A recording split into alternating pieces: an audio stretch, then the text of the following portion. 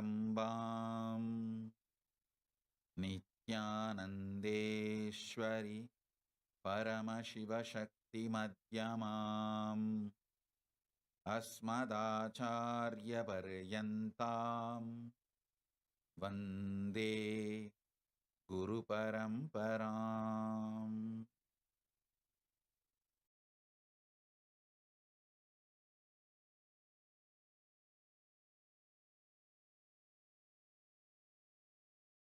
I welcome you all with my love and blessing on this auspicious Navaratri. I welcome all of you with my love and blessings.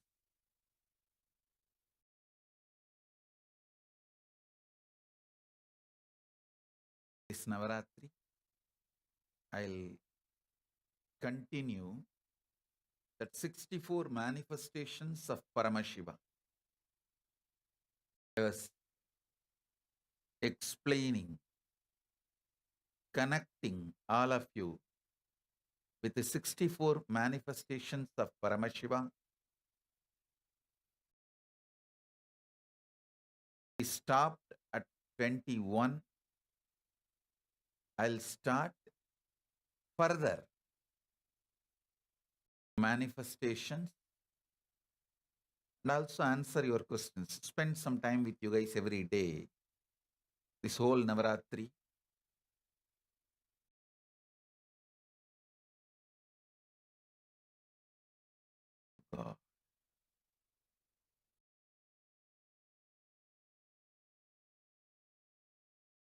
The more time I sit in Samadhi, more the real work is happening, continuously happening. I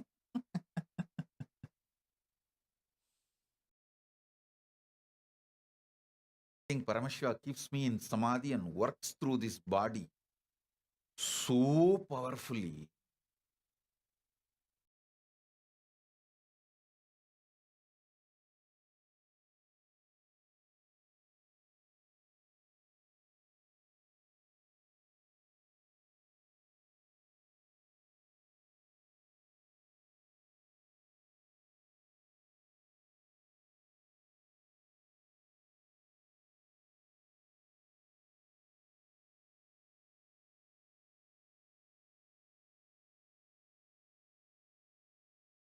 The next Paramashiva's manifestation is Ardhanarishwara Murti.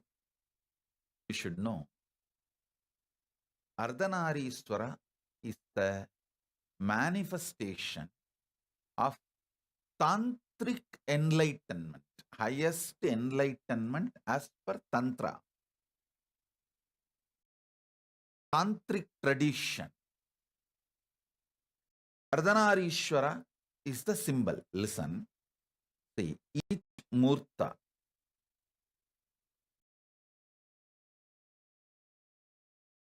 is like a manifestation of the enlightenment through one sampradaya.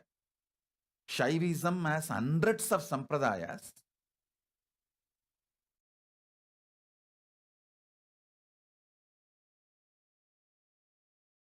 So each sampradaya worships one manifestation of Paramashiva.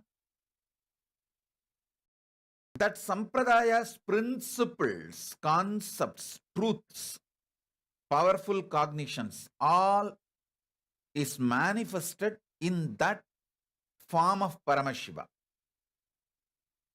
All the great truths of Paramashiva, all the truths Paramashiva revealed in Tantra is manifested in this one form, Ardhanarishwara. Understand? Tantra is the most beautiful, powerful, easiest enlightenment science because there's no vidhi and nisheda in Tantra It's a pure, powerful cognition. See, in every sampradaya, we give some do's and don'ts. Whenever there is some don'ts, always you feel resisting. But in Tantra Sampradaya, there is no don'ts. Just using the powerful cognitions, your day-to-day regular activities are enough. You can achieve enlightenment. Like, you don't need to go on a particular diet. You don't need to go on a particular lifestyle. You don't need to go on particular dressing style. You don't need to make difficult decisions about your sex and bodily needs. Listen,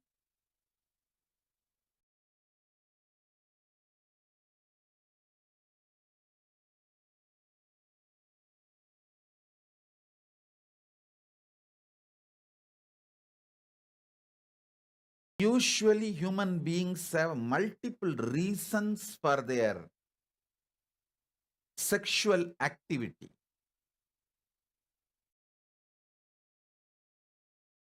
Sometimes to ensure that relationship still exists. Sometimes the urge generated through the hormonal pressure. Sometimes the bodily need. Sometimes the kind of a comfort it gives. Sometimes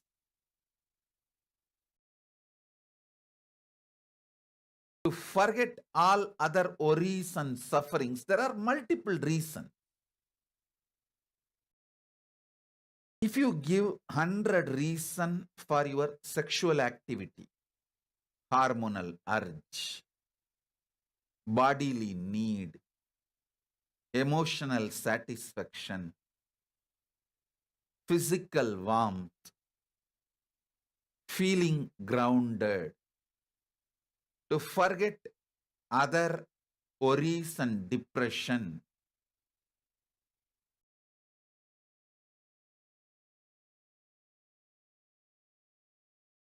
You may have 100 reasons.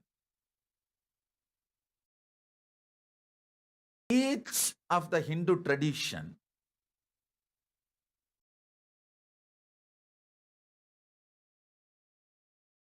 asks you to avoid sex due to some reason. For example, if you see Vedanta, Vedanta will say whatever may be the reason, avoid it.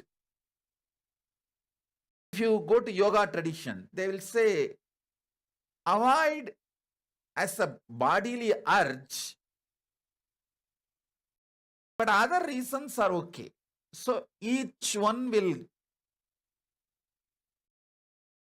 say yes for some reasons, say no for some reasons.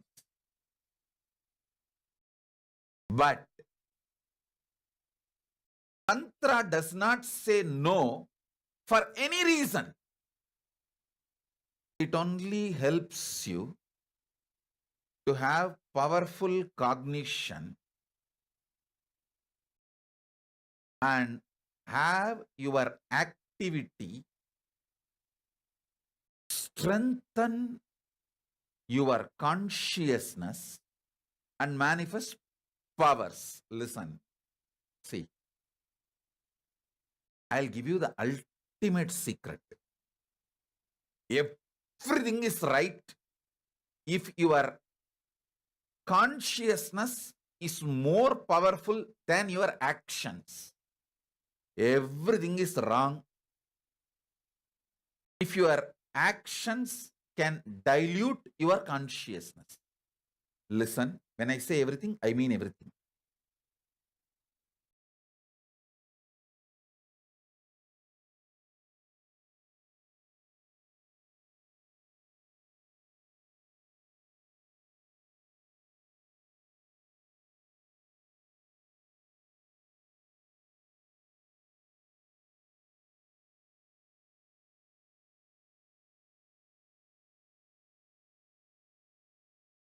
All of you understand. If the power of your consciousness is not diluted, no actions, effect, side effect touches you.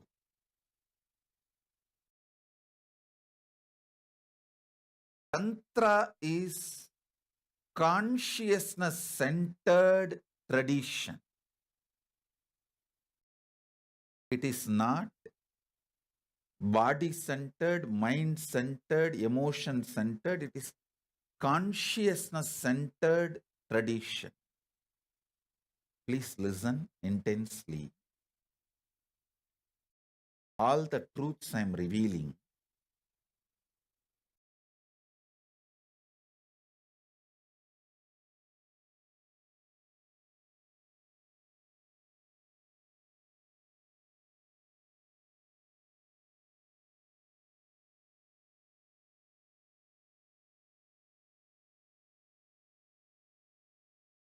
if your consciousness is shaken, even a simple act, extremely simple act, looking at a male or female, looking at the opposite gender is wrong. If your consciousness is not shaken, nothing is wrong. There is no such thing as wrong.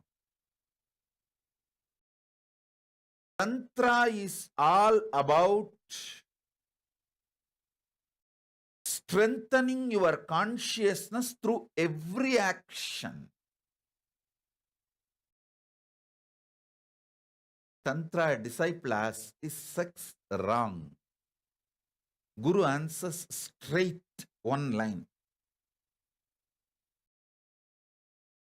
If the person with whom you are having relationship is higher conscious than you, it is an initiation, it's a blessing. The person with whom you are having relationship is lower than your consciousness, it is loss. Not wrong, but loss. Listen. Tantra looks at the sex as only profit loss activity, not right wrong activity. Understand it. If you understand, you can experience Ardhanarishwara today.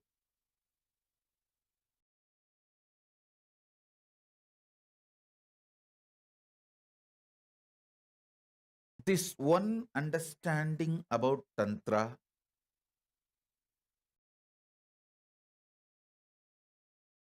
not only can enlighten you, can make you manifest all powers. Listen, all powers are from your sexual energy. If you feel you have too many patterns, you are too complicated about your food, your sleep, your sex, your priorities. If you feel you are complicated, Tantra is for you. How many of you put in your Facebook the relationship status? Many people put single, many people put married, many people put it is complicated. If you put complicated, Tantra is for you. Paramashiva has revealed these signs thousands of years before for all those who put in their Facebook status, relationship complicated. If you feel you are messed up, Tantra is for you.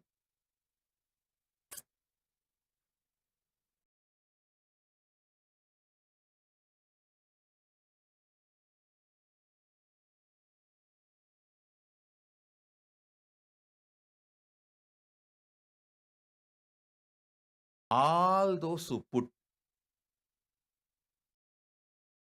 relationship status as complicated in Facebook status, do not miss Tantra. Understand it. I'll give you the revelations directly from Paramashiva.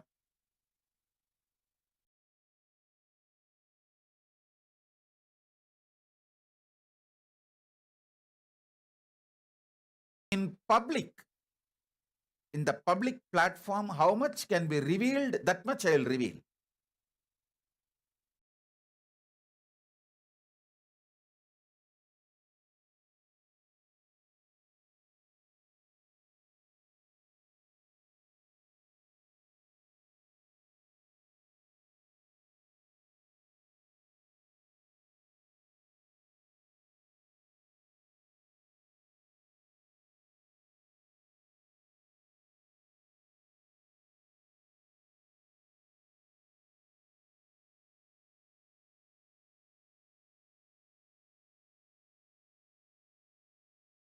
The Mooladhara Chakra, symbolic conscious representation of the sex energy, is described with the 4 petals, lotus. 4 petal lotus.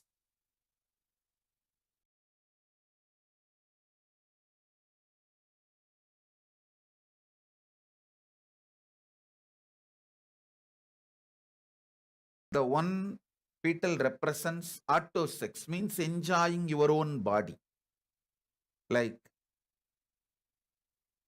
even eating tasty food comes under autosex. Eating tasty food up to masturbation, whole thing falls under autosex. Enjoying your own body. The second is enjoying your own gender, same sex. Third lotus petal is enjoying the opposite gender. The 4th lotus petal is enjoying the whole cosmos, whole universe, having union with this whole universe. That's the 4th petal. Listen.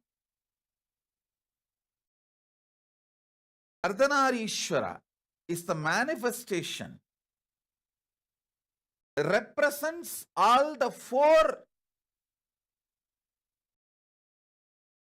completion, fulfillment, the all 4 dimensions in you.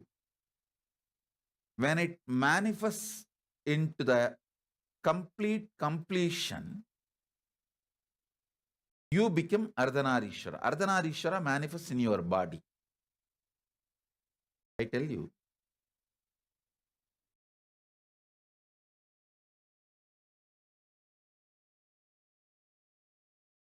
Most powerful sexual energy is radiated by the kids who are taught from young age to connect with Krishna or Muruga.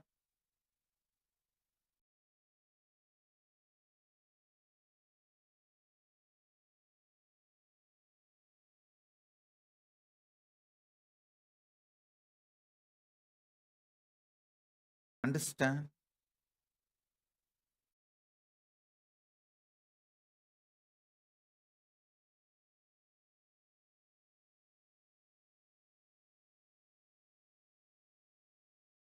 In Hindu tradition, if you are born from Vaishnavite family, in the young age itself, you will automatically pick up Krishna as your beloved if you are in the female body, if you are in the male body as a friend. Whether you are a male or female, you will develop some kind of an attachment, feeling connection with Krishna from the young age. Same way, if you are from Shaivite family, you will develop the connection with Muruga, Subramanya. The kids, male or female, who develop this kind of a fantasy-centric, I'm using the word fantasy-centric, which is very low and in a way even not completely expressing what I want to express, but the English has only the fantasy word. I can say that visually having union with Krishna or Muruga, even intimate friendship,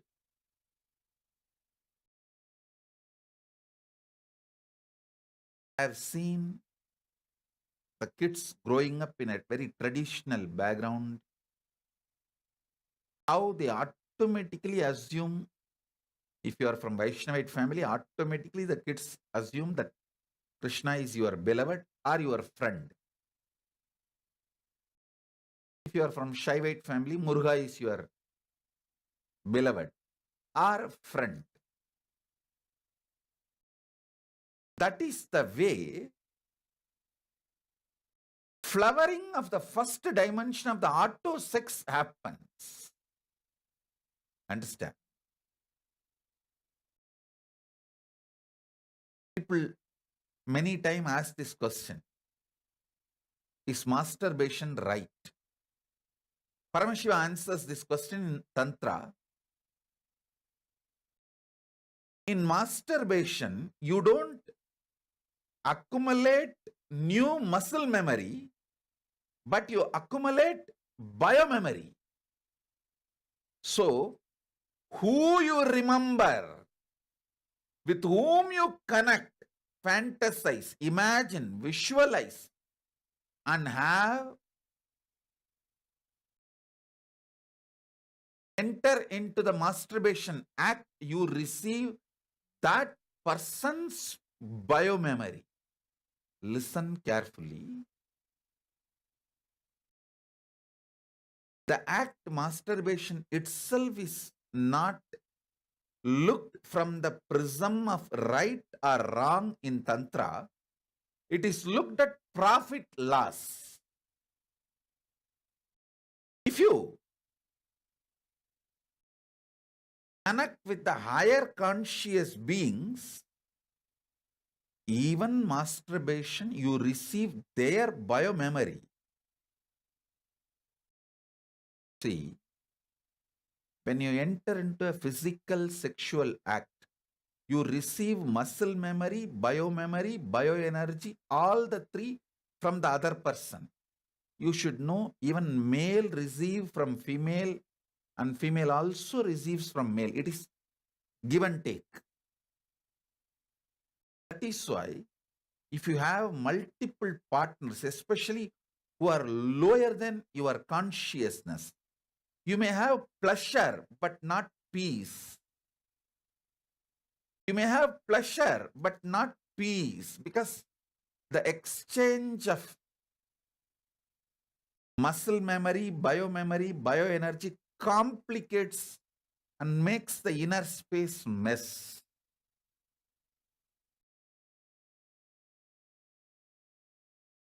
In masturbation act, you don't receive muscle memory, but you receive biomemory. So with whom you visualize matters. That decides whether your consciousness is going to raise to the cosmic union or the consciousness is going to go down to a more lower existence, lower level existence. See, life is all about profit loss calculation, not right wrong dictations. Listen. Tantra does not look at life as vidhi nisheda. It looks at life as profit and loss. It just tells you what can profit you and what can bring loss and leaves the decision to you. It does not implant guilt in you. That's the beauty of Tantra. Tantra absolutely avoids guilt. Vedanta and yoga uses guilt to evolve you, to train you, to give you enlightenment. But Tantra does not. Tantra does not use guilt for any purpose. It just says guilt has no relevance in the path of enlightenment. That is Tantra. I think I am in a very strong samadhi. That is why I am revealing everything without bothering about the society's reaction, especially when I talk about all these subjects. Anyhow, it is there. Let me do my job of revealing all the truths to all of you.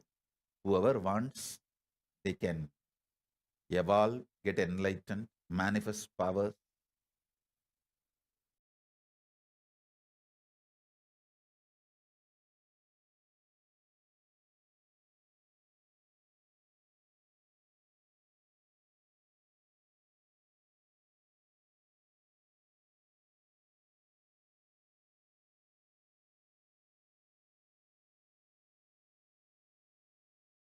Anup K is asking, Swamiji, is loss of bodily fluids a loss to the body?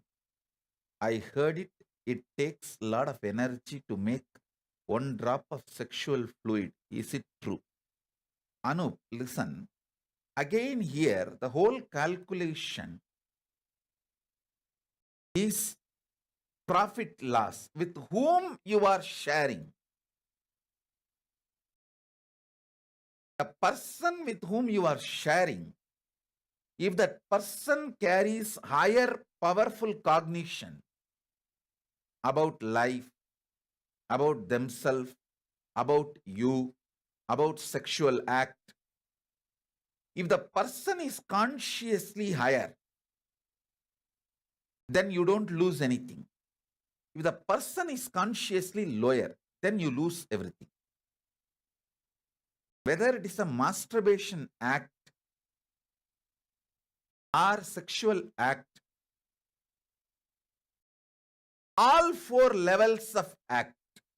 See, as I said, the Tantra describes elaborately these four. Masturbation, that masturbation falls under auto sex. From food, seeing pornography, everything where the other person is not physically involved falls under masturbation, auto sex. All that falls as auto sex. The second is enjoying the same sex body.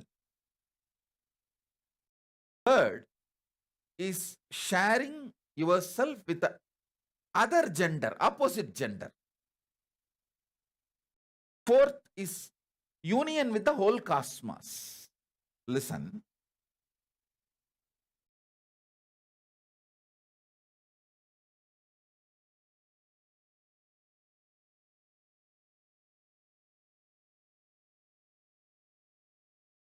Let me talk what is legally right, politically right, socially right.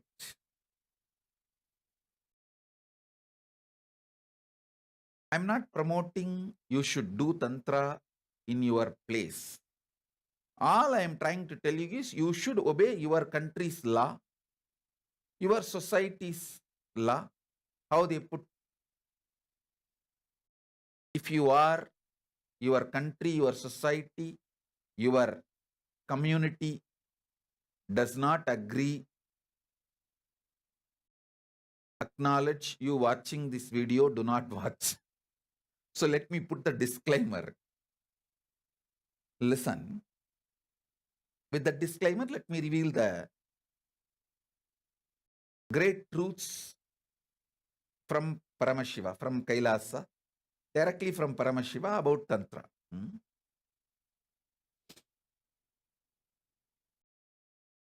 These are the truths directly from Paramashiva. He reveals in Agama and Tantric scriptures. Listen.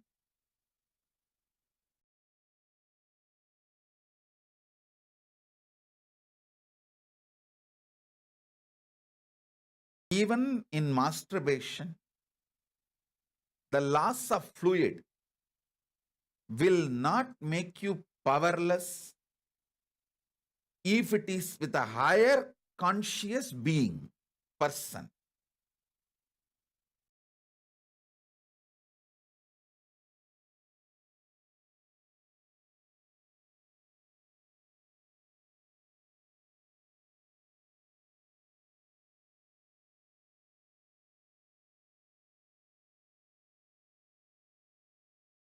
Consetta Gelota is asking, does that mean it is okay to connect to deities while auto-sexing? Listen, you can connect to the deities who have declared that they are available. Surely Krishna has declared himself. He said very clearly, anyone who connects with me through Mathurabhava also, I am available. Those deities, those gods who have declared that they are available for you to connect through the tantric union, you can connect with them. Surely you cannot connect with Ayyappa. Ayyappa is very clearly is declaring, I don't even want to see women. I am in yoga samadhi. The kind of a samadhi he is in, he does not want to even see women who are menstruating. So surely you can't use Ayyappa. You can connect with Krishna. So you can't connect with the God or a deity who declared that he is going to be celibate. So use that clarity and decide with which God you can connect, you can choose, you can relate.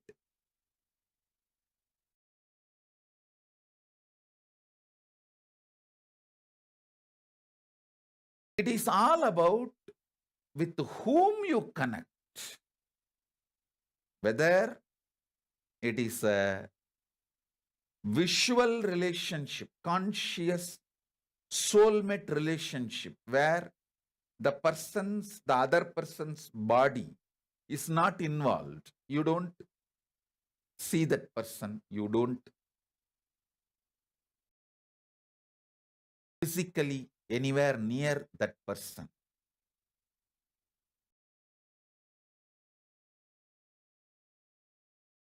Even in masturbation, if you are connecting with somebody who is depressed and low energy, it will terribly affect your biomemory. Understand? Understand that. Be warned about it.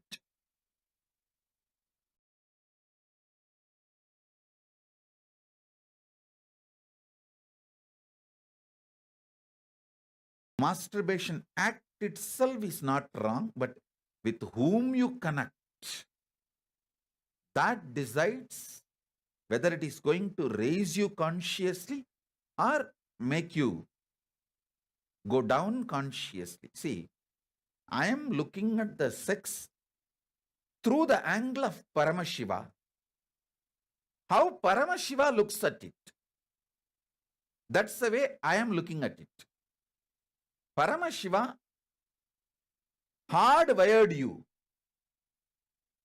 for enlightenment, to achieve the ultimate.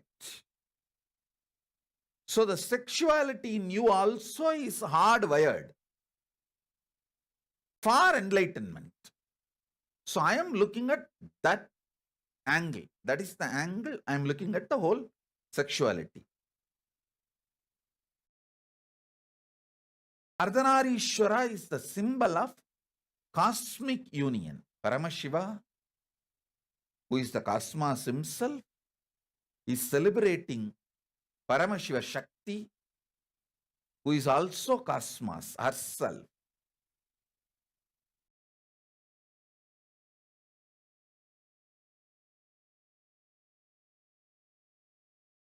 I'll give you the fundamental principles. Based on that, you come to the answers for all your questions. See, I may not be able to sit and answer all your questions for various reasons. One, it will not be politically polite, socially polite.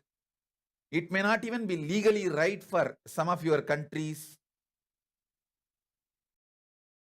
So I will give you the fundamental principles. You arrive to the answers for the questions you have.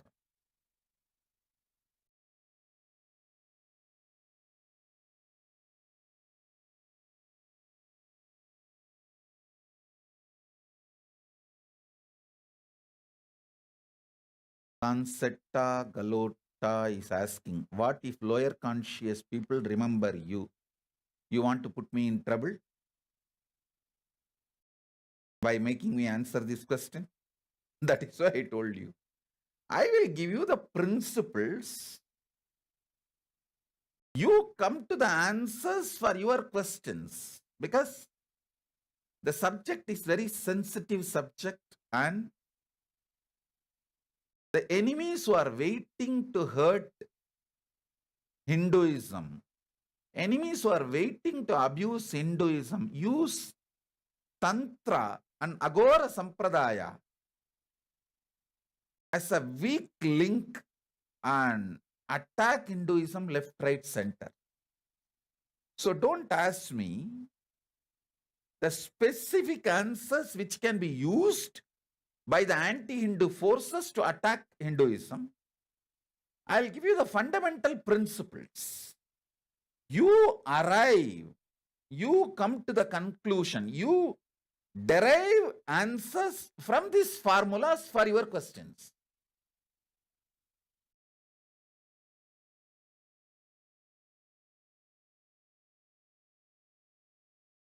It is all about, the foundation is all about higher conscious person. See,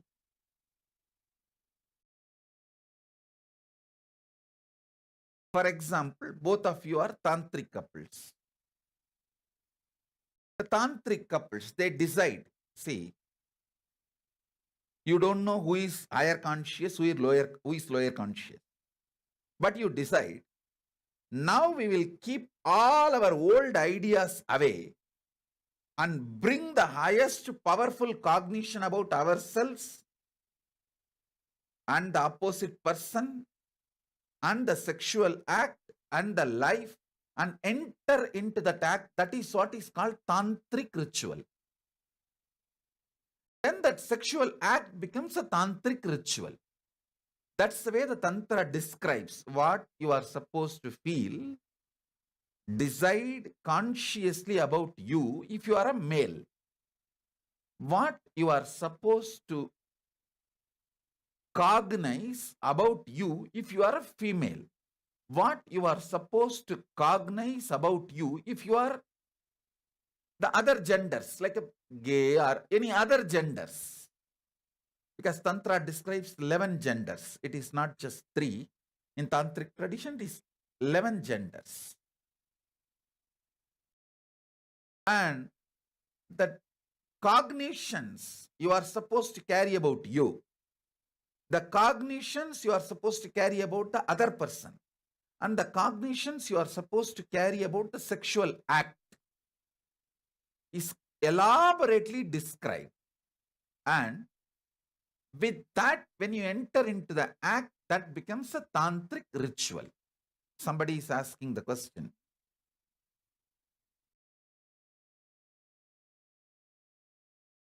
does Tantra have an age limit? Mahaguhambananda.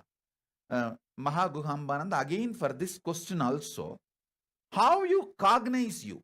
For example, physically you may be 90, but psychologically, mentally, emotionally, consciously you feel you are 16, then the physical age has no role. So again, for this question also, your cognition is the answer. Somebody who is physically 20 but feels so tired about life, frustrated, depressed, they feel like they are 90 or 80, it's a consciously they are frustrated, then even 20 is not the right age. So it's all about consciously how you feel. Consciously how you feel. Concetta Galota, she is writing that I apologize and retrieve the question, Swamiji. Listen, I am not angry with you. I am only telling you, don't put me in trouble, because one, you are a sincere devotee. I have to honestly answer you. But the answer I give can unnecessarily be used as a weapon by anti-Hindu people to harass and attack and make more memes material and all that stupidity. So understand, you all need to know, Hindus do not have a right to learn Hinduism from the Hindu gurus. All of you understand this. Concetta Galota, you should know, Hindus don't have a right to teach the truths of their religion or learn. I am trying to teach my best. All the constraint put on me, socially, legally, morally, everything. So all of you should know, if I am not directly answering your question, just giving you the principle, it means you Hindus do not have a legal right to learn about Hinduism. You are in a world where Hindus are banned to learn the Hinduism. You do not have a religious right. You be very clear. You guys are slaves. You don't have a religious right to learn your religion. That's a straight truth. Understand that. So within the constraints,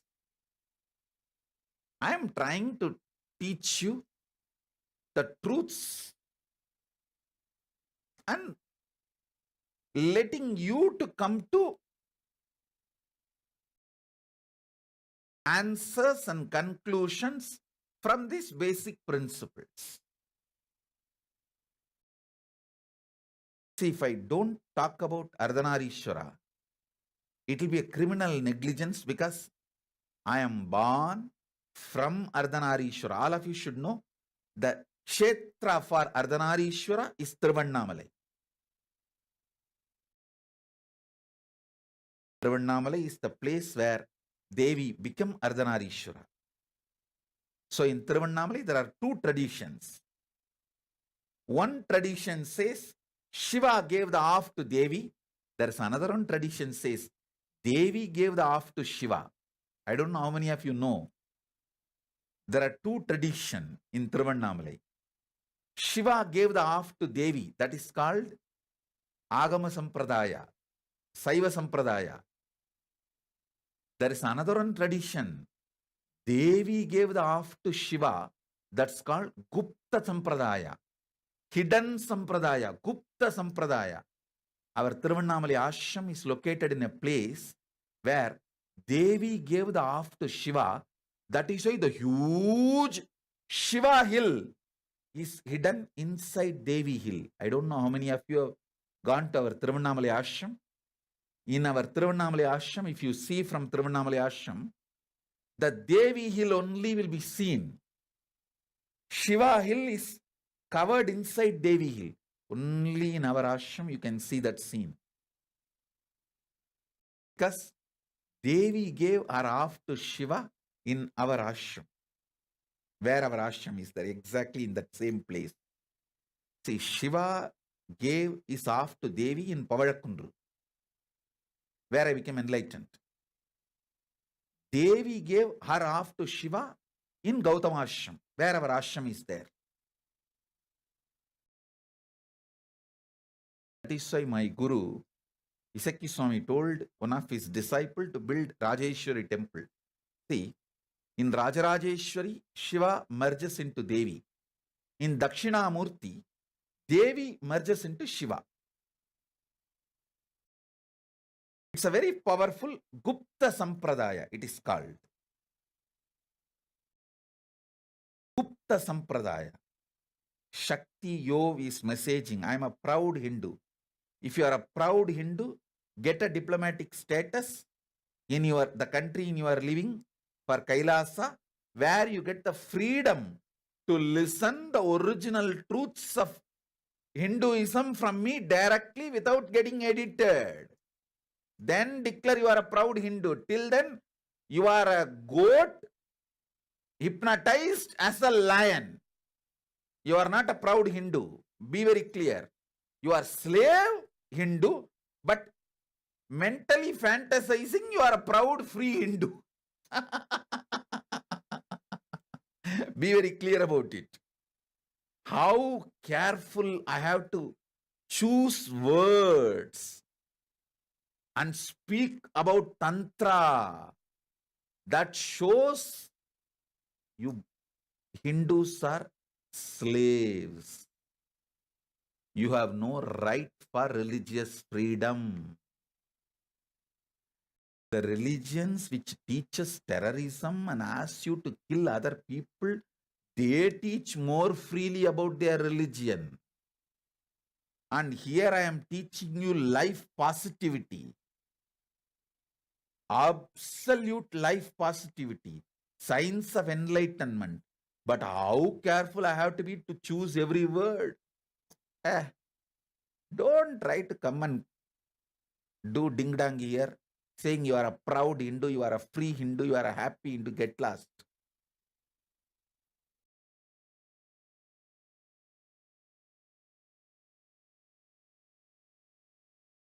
Let me give you the principles. It's my responsibility. I'll give. Conclusions and answers you derive from that principles, because I cannot not give you the principles, because I am born from Ardhanarishwara as Ardhanarishwara and I am living as Ardhanarishwara. So I have to reveal the Ardhanarishwara Tattva. I can't hide. I can't deny. I can't stop.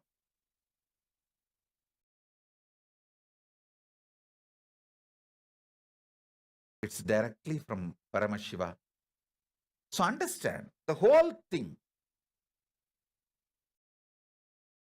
Whether it's a science and principles of autosex or the same sex or opposite sex or the cosmic union. In every level, it's all about who is higher conscious. That's all. Nothing else. When you don't get an higher conscious person available for you, the available couples deciding to enter into higher consciousness and enter into the act of sex is called tantric union, tantric sex, tantric ritual.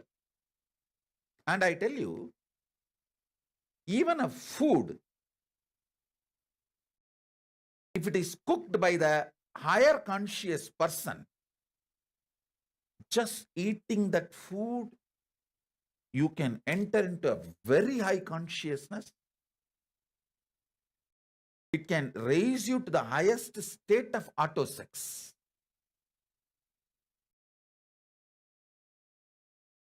So it's all about profit loss accounts. Actually, sex has to be dealt by the accounts department. not by judiciary department. It is not supposed to be dealt by court and law. It is supposed to be dealt by accounts department, human resource development department. Then the whole attitude will become different. In Hinduism, sex is dealt by human resource development department, not by police or the judiciary. I don't know how many of you understand this. If you understand this difference, you can understand the whole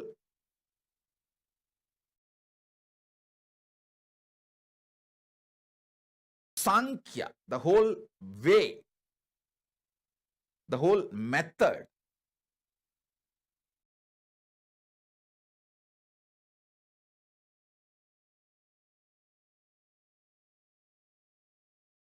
The way Hinduism looks at the sex, it is classified under Human Resource Development Department, Human Resource Ministry.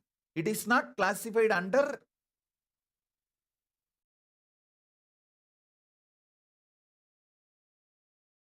Law and Order or Law Ministry. I don't know how many of you is aware. Almost, I can say almost 99.99% no rape before the India was invaded in Hindu tradition. I'm very clear about it. I'm talking very responsibly after studying elaborately about the Hindu history. There were wars, there were murders, but no rape. Because the whole sex was dealt by Human Resource Department, and even the education, you see, only if you are taught something is wrong, you will do that wrong to take revenge.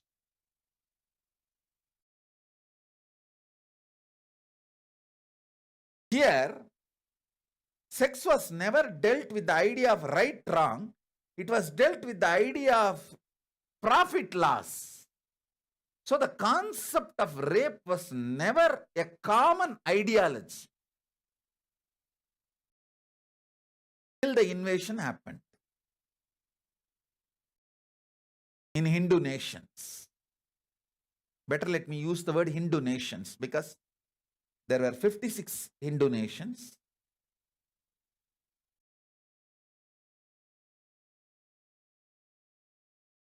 Till these nations, Hindu nations, are invaded, there was no concept of rape. It was extremely rare. Extremely rare. That is why I am saying that 99.999% no rape. Because it was always about profit and loss. A person whose consciousness is evolved strongly, even in the first petal of the lotus, the auto sex, even in that preliminary level, if his consciousness is highly evolved, he will not enter into rape. He will not enter into rape. He will not even be able to conceive the idea of rape. Because in rape, it is not that you are torturing the other body. You are torturing your own body. Rape is always double-edged sword. Don't you understand? It's a double-edged sword. Why will you commit suicide?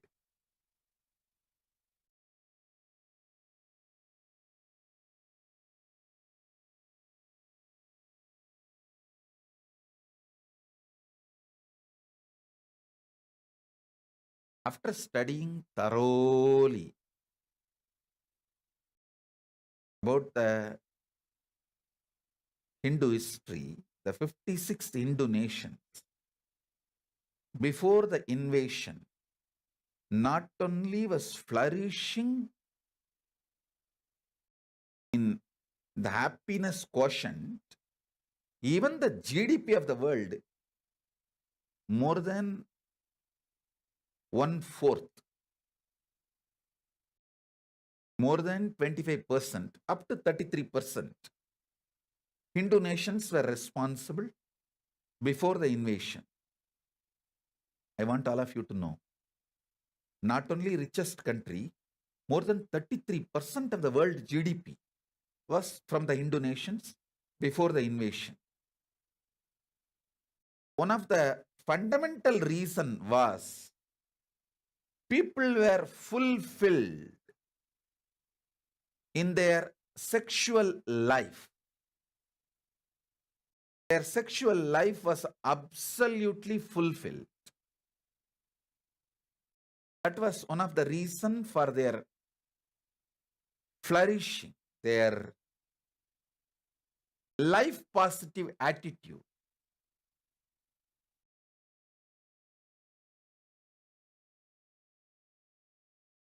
Listen,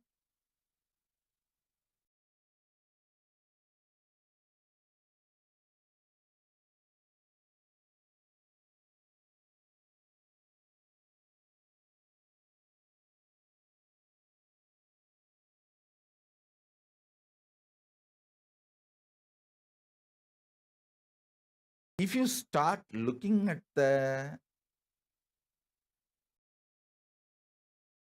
life, if you start looking at sex with the attitude of profit loss instead of right wrong,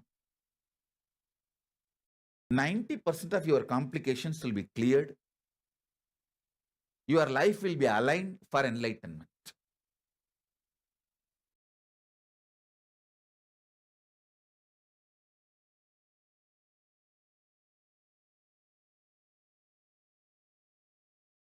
Chaya Bharadwaj is writing, even Ravana abducted Sita but never violated her as she did not consent. Please understand, abducting is allowed in Rakshasa's lifestyle, Asura lifestyle, but violating is not allowed. You can abduct and try to convince, work on convincing, but violating is not allowed as per even the Asuras, Rakshasa's law of life. But in the human level, even abducting is not allowed. And one more reason, Ravana also had a curse on him that if he touches any woman without consent, his head will burst, he will die. And above all,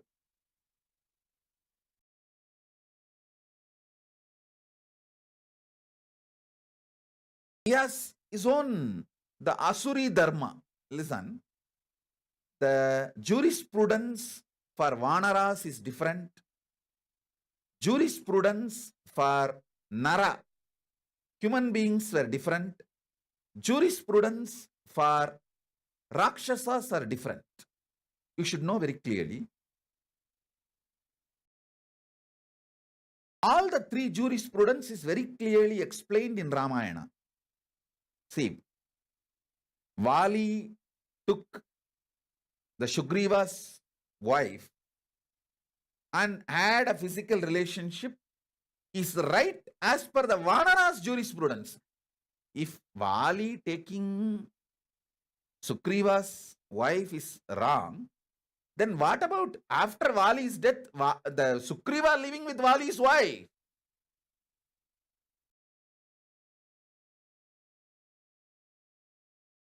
Answer. So, Vanara's jurisprudence is different. That is why Rama says, ultimately, he tells Vali, yes, whatever is said and done, you being killed was wrong. So, Rama gives the boon, Vali to come back in Krishna Avatara and kill Rama in the form of Krishna. So, the karma is completed. So, Vali, Vanara, as per their jurisprudence, they can kidnap and even have life, it is the might is right. That is the Vanara's jurisprudence. But in the Rakshasa's jurisprudence, kidnapping, abducting is allowed, violating is not allowed.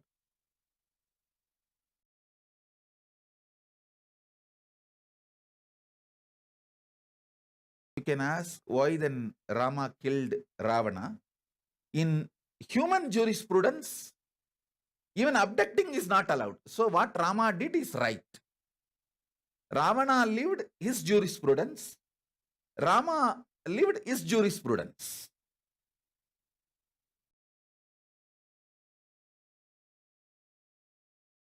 So even killing Vali, Rama cannot give the reason of he took away the Sugriva's wife. He can only give the reason that Sugriva asked for refuge. Sugriva surrendered to Rama as a Kshatriya, he has to protect the people who surrendered to them. From that angle, he killed Vali, can be justified. Otherwise, killing Vali for the sake of Vali stole Sugriva's wife was not as per the, it is not right as per the Vanara's jurisprudence. Anyhow, let me come back to the subject.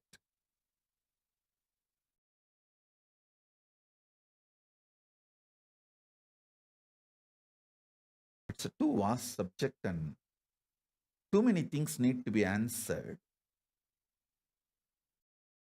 So let us stop looking at the sex from the angle of jurisprudence.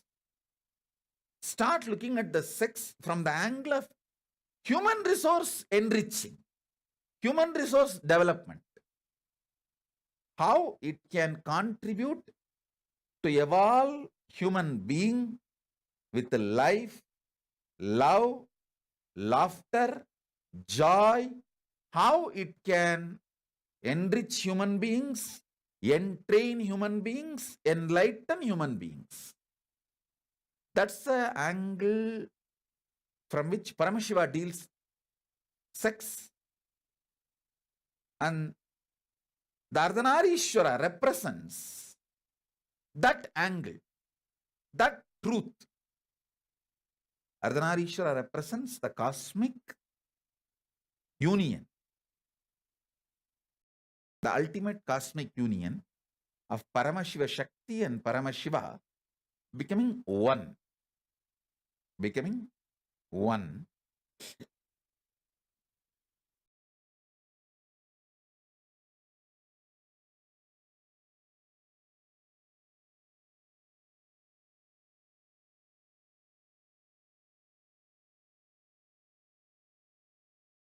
Every question you guys are asking.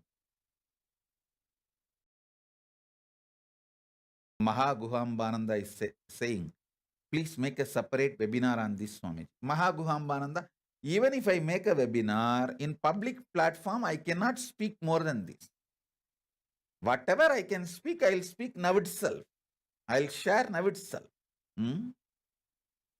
Lalatakshananda is saying, don't think I was really into this topic before, but now this satsang is making more interested in wanting to read the scriptures on Tantra. You can start reading. There are 64 Tantras, very beautifully presented by Paramashiva. And you can start with Guru Gita. And after Guru Gita, you can read Vijnana Bhairava Tantra, and there are so many other tantric scriptures. I can give the list also. What all is the best to read?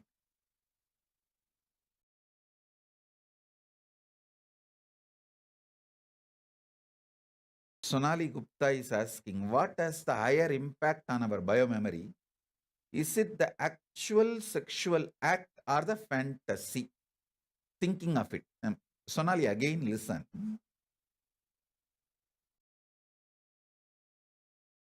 In the actual act, you receive muscle memory, bioenergy. In the fantasy, you receive biomemory alone.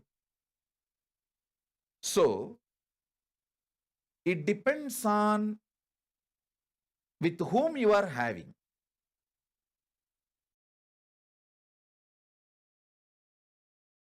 If you are having with a low conscious person, thinking makes very less impact.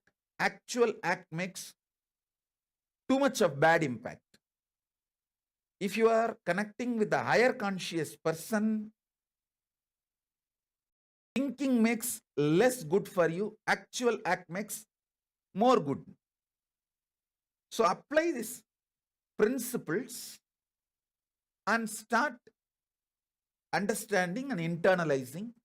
That is the answer. That is the answer. For example, with Krishna, thinking is less beneficiary.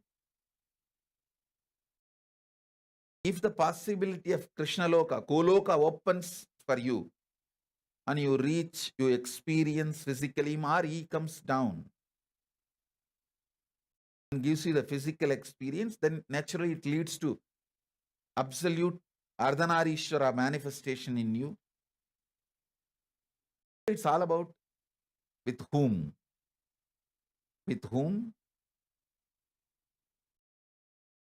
Sri Kailasananda is asking, Swamiji, what about the dream state? Like some beings coming in the dreams about which normal human beings have no control. No. Kailasananda, you have absolute control over your dreams, whether wet dream or nightmare. When it reaches certain level, you will see very clearly you are dreaming. Whether wet dream or nightmare, you have a control over it. You can't say, you can't disown the responsibility for your dreams. No. I don't agree with that. So Kailasananda, you should know very clearly, many times, even in the wet dream, you suddenly know that you are dreaming and you wake up. Or in the nightmare, you suddenly know you are dreaming and you wake up. After waking up, you feel good or bad. For waking up is different. But wet dream or nightmare, you can't disown the responsibility.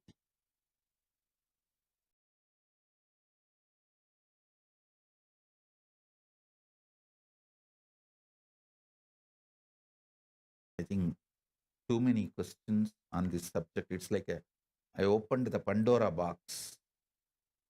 I don't think I can answer all your questions now. I'll answer few questions which I can speak in a very polished language, revealing only the principles without getting into the straight yes, no. The straight yes, no's can be attacked with moral, social, political, legal angles. So I'm not going to take a stand of yes, no. I will only present the principles and let you come to the conclusions for your questions. I think it is already late also. Maybe I will continue. I have not yet completed about the Ardhanarishwara. Ardhanarishwara's the principle that how Bringi is next to Nandi in Kailasa. All of you should know, whenever Paramashiva dances, two persons always documented by all is Nandi and Bringi standing or dancing next to Paramashiva playing the musical instruments.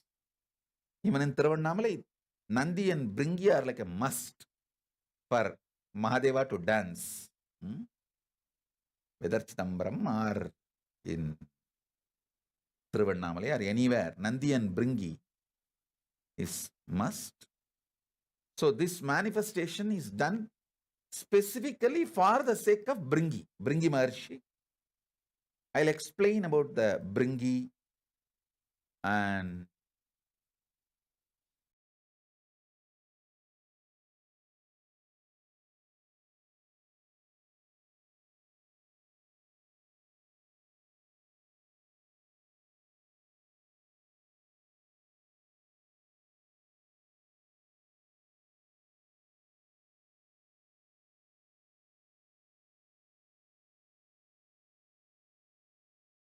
there are a lot of funny questions appearing everywhere in all social media platforms, which I am not going to answer.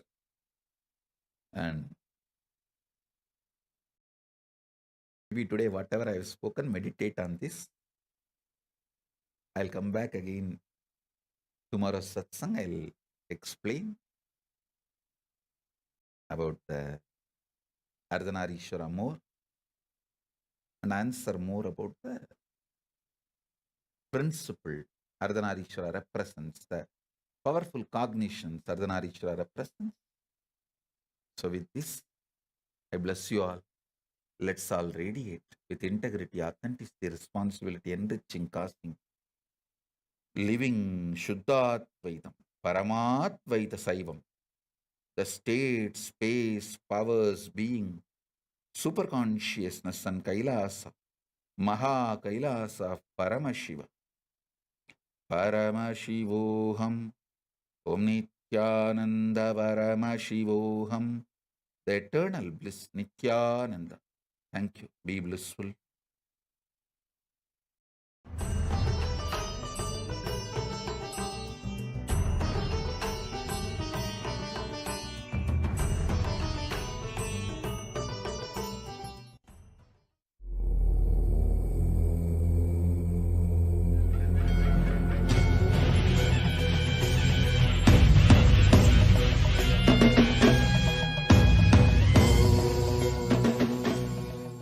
Om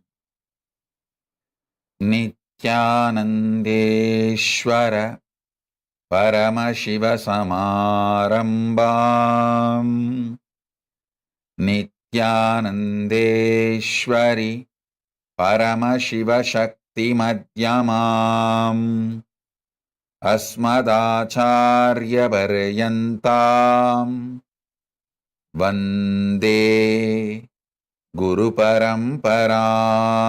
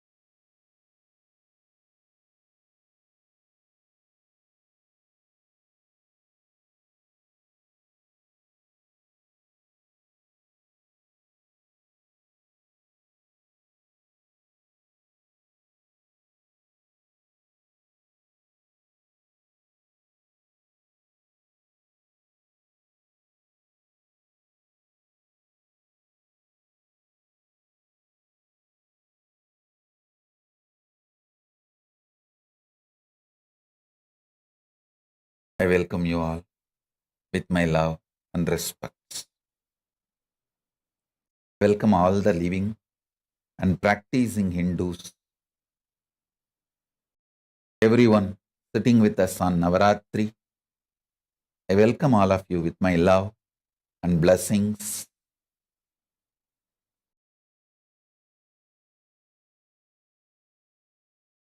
Paramashiva's message directly from Maha Kailasa.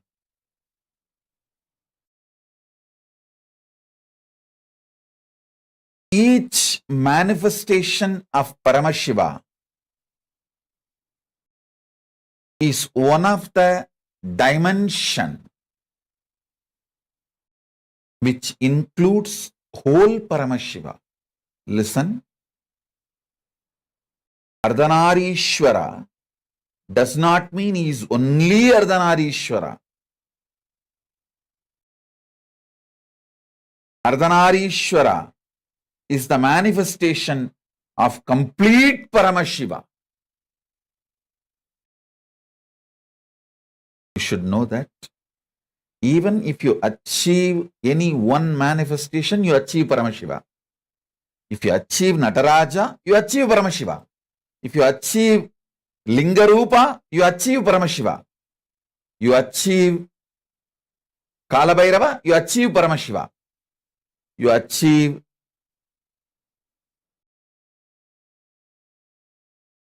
Hariharamurti, you achieve Paramashiva. You achieve any one form of the 64 manifestation, you achieve Paramashiva. So, many sampradayas of the Saivite tradition center themselves on one manifestation of Paramashiva.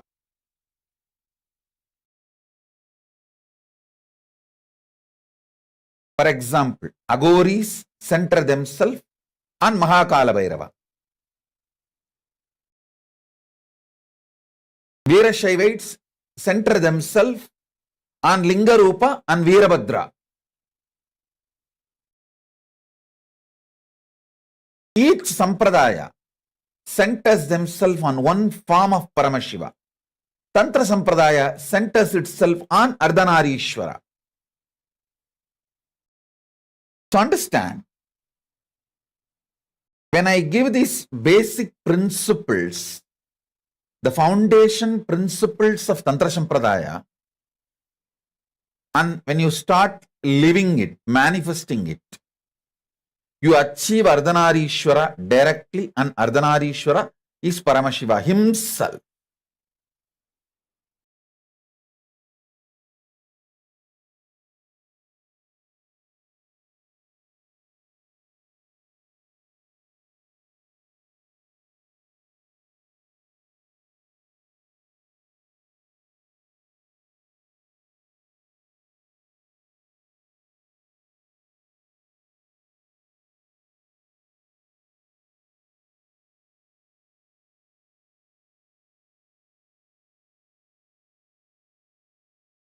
I'll give you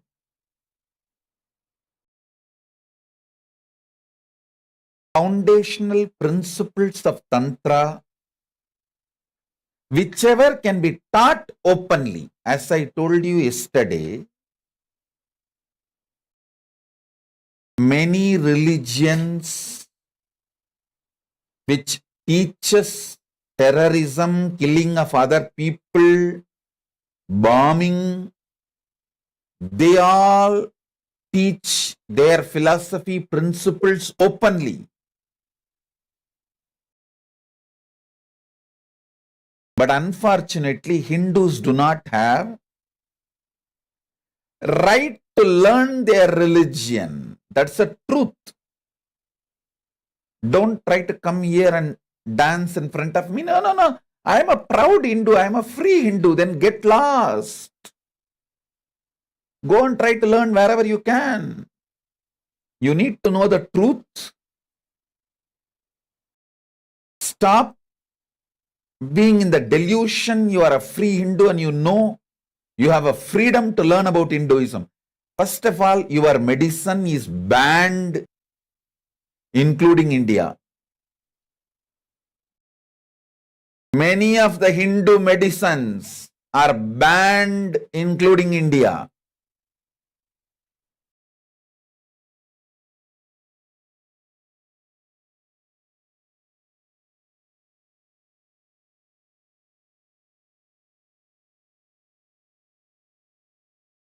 Many of your religious practices are banned, including India.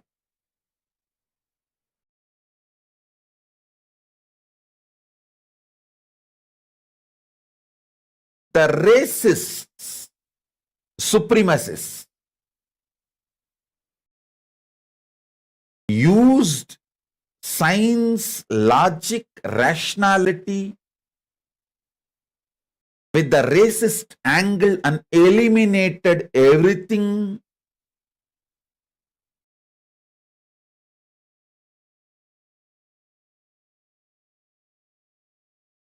The core principles of Hinduism. All of you be very clear about it. First of all,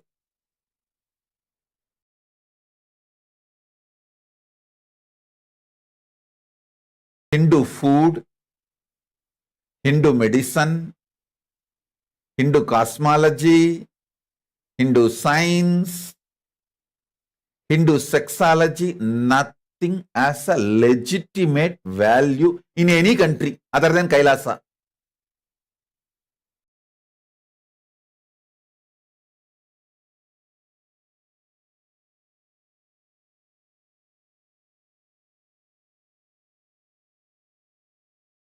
Hindus also have, one section of Hindus have the meat eating lifestyle, but they have tradition, they offer that animal in Homa or Yajna or to the Kuladevata, then they cook and eat.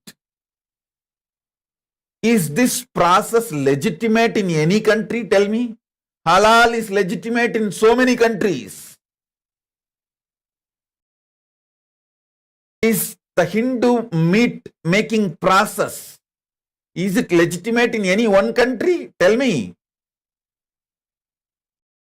So whether it is Hindu food or Hindu medicine or anything Hinduism is neither legitimate nor allowed to be spread. That's a fact. So how much ever I can speak in open platform, that much I will reveal. Not because I do not have time or knowledge. Hinduism is banned. Be very clear, Hinduism is banned.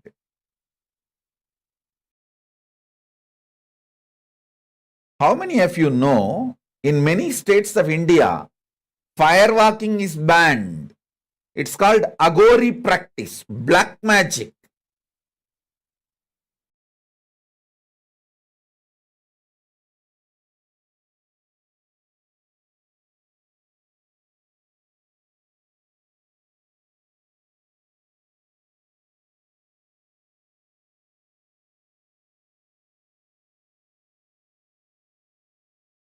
Just 2 days before, one sadhu was practicing Jiva Samadhi science in Uttar Pradesh is arrested. Go and see the news. See, practicing Jiva Samadhi means they make a huge pit, like a 10 feet by 10 feet, and sit inside. Surely the person will not die because there is enough air.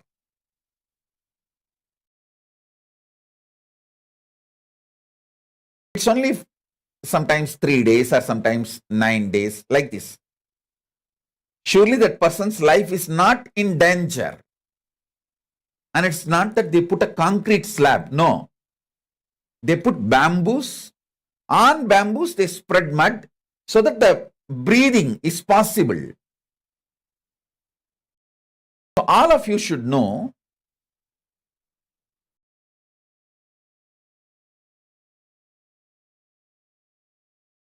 Hindu practices are banned.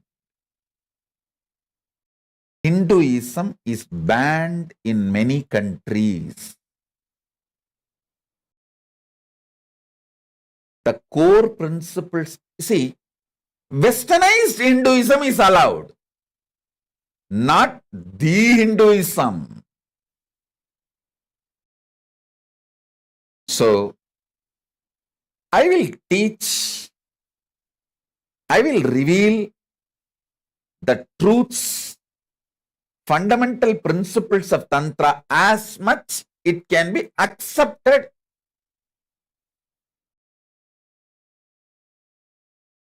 in public place. Socially polite, politically polite, religiously polite, legally polite. Finally, with all this politeness, what remains? Bull has already become ox. You know the difference between the two.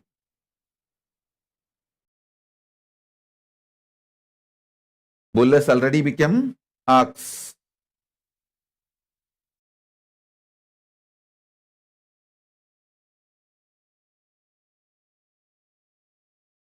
As on now, only the castrated Hinduism is allowed to be preached or practiced. Sorry to use a strong word, but that is the truth. I have to tell you the truth.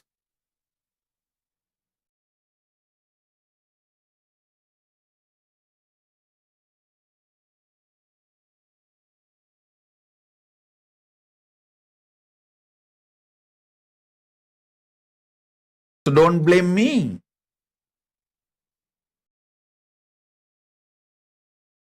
Take responsibility. And I tell you, any country you get a diplomatic relation and get an embassy status, you can all gather in those your country embassies. From Kailasa, I will teach the Hinduism as it is. So you have a religious freedom. Embassy for Kailasa is for you to learn Hinduism completely with a religious freedom. Otherwise, I can teach only castrated Hinduism. Because that much only is socially allowed. Socially polite, politically polite, morally polite, legally polite.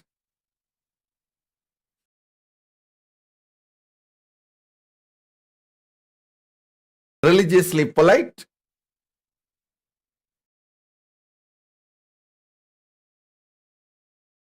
With all this politeness, bull has become ox.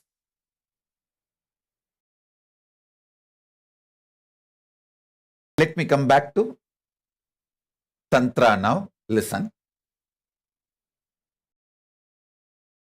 Any action, whether breathing, thinking, eating, any action is expression of Shakti. Paramashiva Shakti. Listen.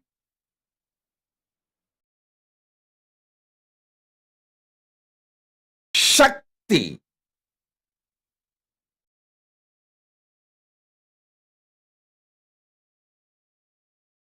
is embodiment of love.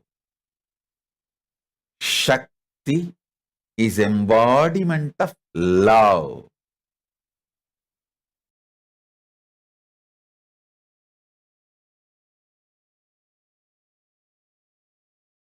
Realizing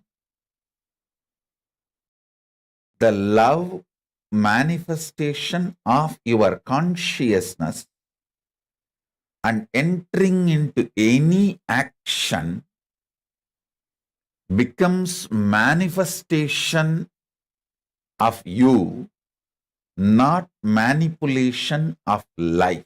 Listen, I will repeat.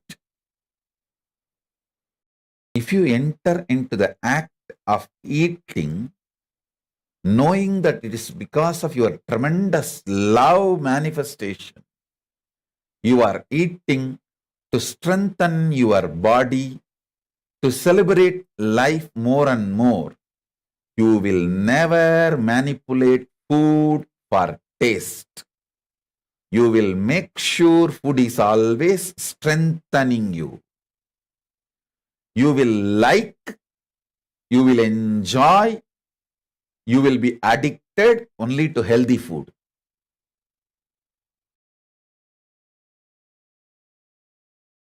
Same principle applied to music, to visions, visuals, to smell, to touch, and to sex. The same principle. Be very clear. World is created to empower you, to make you manifest the ultimate, not for you to manipulate. Listen. World is created for you to manifest Paramashiva, not to manipulate the world. In every level, celebrating the core love is Tantra.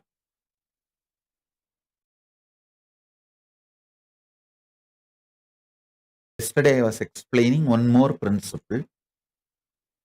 There may be various reasons you have why you want sexual activity. Sometimes bodily compulsion, sometimes sudden hormonal surge, sometimes the kind of the warmth it gives, sometimes to confirm the relationship is still alive, sometimes even it's like a power. You declare power over someone. It can be various reasons.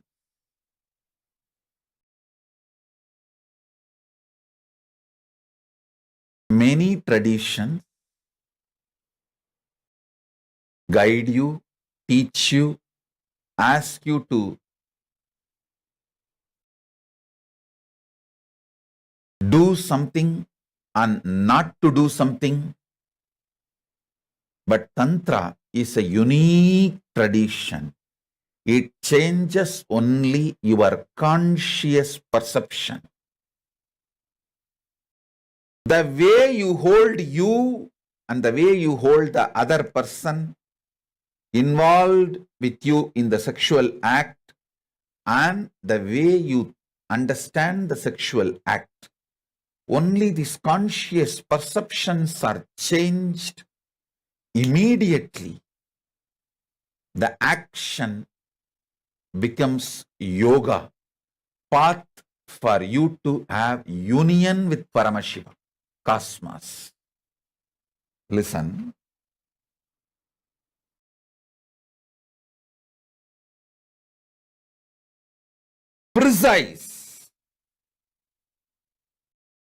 Precise truth. Precisely, I am describing the ultimate truth.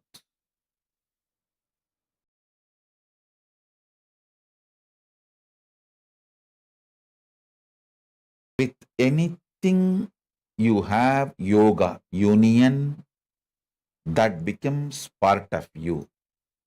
Whether the food you eat or the music you listen, visuals you see, or the smell you smell, or the touch you enjoy.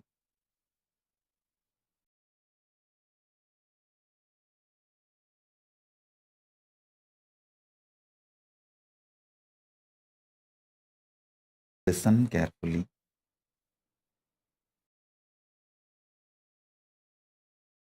Here I want to tell you one great truth I learned from Arunagiri Yogeshwara. அஞ்சோடு நீ எது பண்ணாலும் ஆறாவதாய் நீ ஆவாயப்பா. Once he told me, 5 பேர் படிப்பாளிங்க கூட நீ இருந்தினா 6வது படிப்பாளி ஆயிடுவ. 5 பேர் யோகம் பண்றவங்க கூட நீ இருந்தினா 6வது யோகியா நீ ஆயிடுவ. 5 பேர் தப்பு பண்றவங்களோட நீ வாழ்ந்தினா 6வது தப்பு பண்றவனா மாறிடுவ. 5 பேர் ஞானிகளோட நீ வாழ்ந்தினா 6வது ஞானியா மாறிடுவ. 5 பணக்காரங்களோட வாழ்ந்தினா 6வது பணக்காரனா மாறிடுவ. வெளியிலையும் உள்ளையும் ரெண்டுலையும் இதுதான் உண்மை. I'll translate. Listen. If you live with 5 rich people, associate yourself with 5 rich people, you will become a 6th rich person. If you associate yourself with 5 enlightened beings, you will become the 6th enlightened being. If you associate yourself with 5 people who are building body, doing yoga, gym, you will become the 6th person who builds body and doing yoga, gym. If you associate yourself with the 5 fools, you will become the 6th fool. If you associate yourself with the 5 negative people, you will become the 6th negative person. If you associate yourself with the 5 seekers, you will become 6th seeker. Arunagiri Yogeshwara told, this is what is the truth for inside and outside. These 5 senses,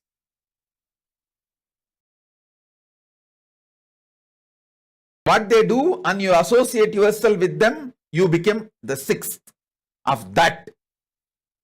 Whether outside 5 people or inside 5 senses. If your 5 senses are all the time seeking Paramashiva and you associate with those 5 senses, you will become Paramashiva. If your 5 senses are always seeking pleasure and you associate yourself with that 5 senses, you will always be the pleasure seeker. If your 5 senses are living Paramashiva and you associate yourself with that 5 senses, you will become Paramashiva.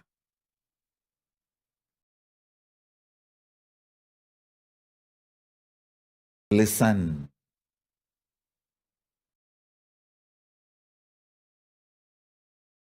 Tantra is all about making your 5 senses manifest Paramashiva. So by associating with your 5 senses continuously, you will become Paramashiva.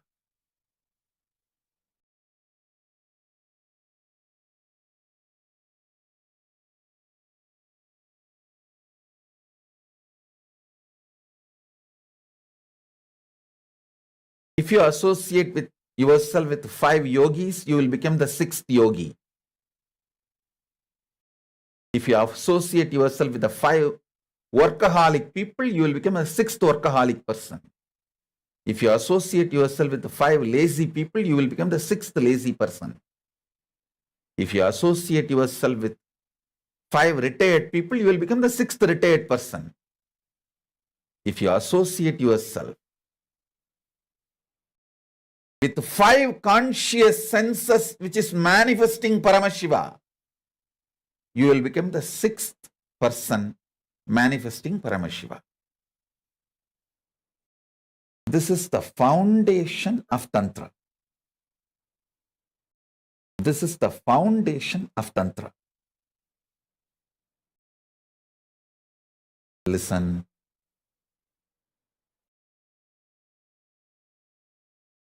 Constantly let your 5 senses manifest Paramashiva.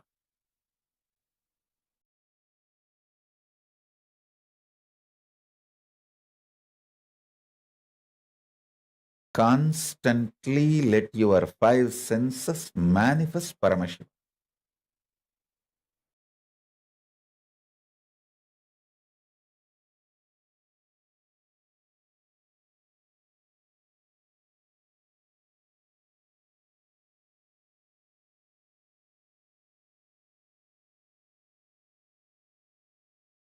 With anything you associate, you become that.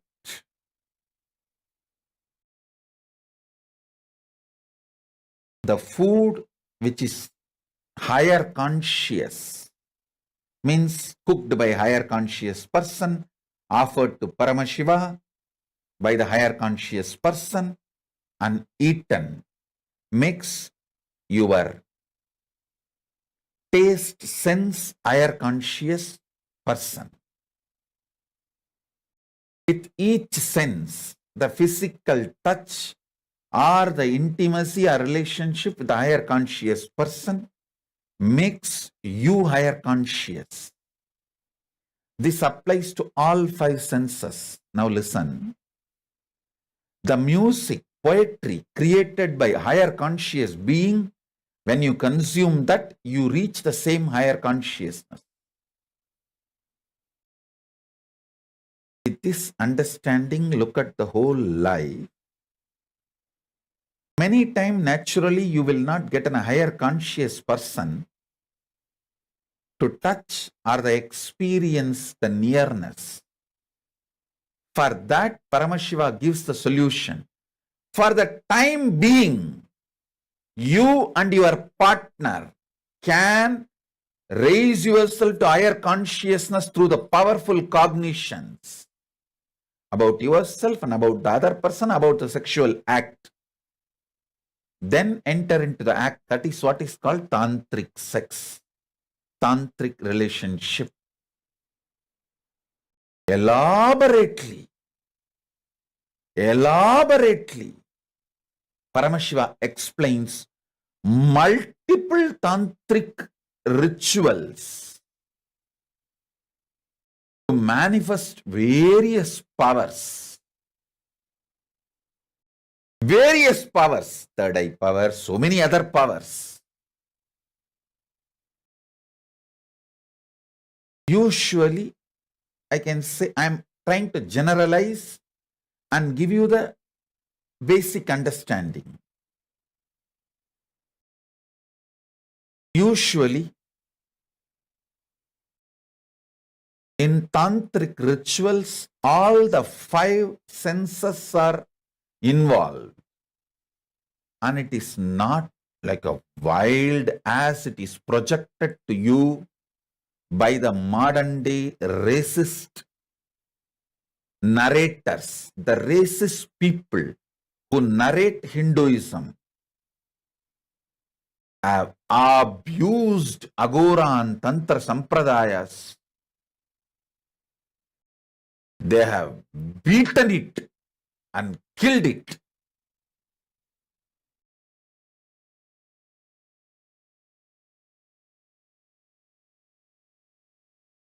And unfortunately, Hindus themselves fell for this divide and rule policy. These pure Vedantis, who can be very easily westernized, who can be digested by the racists, they just stepped back and said, okay, after all, Tantra and Agora Sampradaya only is getting destroyed. What is there for us? Let us escape from this war. But you don't know. After destroying Tantra Sampradaya and Agora Sampradayas, the racists are not going to keep quiet. They are going to turn their birangi, turn their gun on you Vedantis, who kept quiet when other Sampradayas were destroyed. Once the Vedanta is destroyed, then they will move to the other Sampradayas. That's all.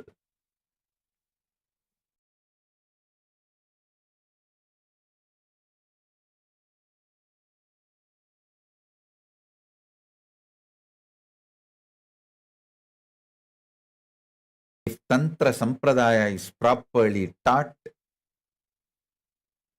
world's biggest problem, depression and obesity, mental disorders, will not even exist. Not only they will be healed, they will not be passed on to the next generations. Listen, even India is suffering with obesity. I can't imagine that India is suffering with obesity. They are spending billions of dollars. It has become a load on Indian society and Indian government, I tell you. All you need is just only one thing. Popularize the habit of fasting. Hindus are known for fasting. Any practicing Hindu will fast once in a week for their Ishtadevata. Shaivites will do on Monday. People who worship Subramanya Kumara will do on Tuesday. People who worship Devi will do on Friday. People who worship Vishnu will do on Saturday. It used to be lifestyle. Unfortunately, the fasting was destroyed brutally by the medical opinions given by the racists to eliminate Hinduism from the common man's life. Just if the fasting was brought back, India can save billions of dollars. The money it is wasting on diabetes, the money it is wasting on high blood pressure, the money it is wasting on obesity, related other physical, mental disorders. I'm telling you from my experience. Due to my continuous travel routine for a few years, I did not observe my fastings properly. Now, I got back to my fasting lifestyle. I tell you, I am in best way of existing. I should say that I am in my best form.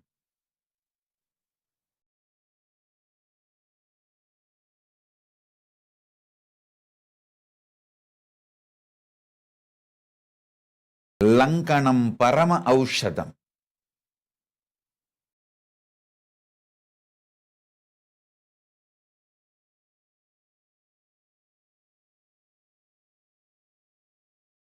Abhimanyu Banerjee is asking, are there any prerequisites to practice Tantra? Abhimanyu Banerjee, if you practice Tantra, you will be put in jail within 48 hours.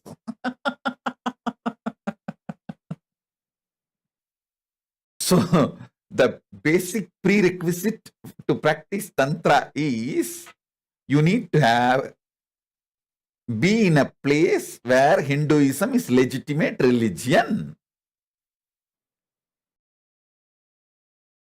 Tantra is a legitimate religion. So, Abhimanyu Banerjee, that is the prerequisite to practice Tantra.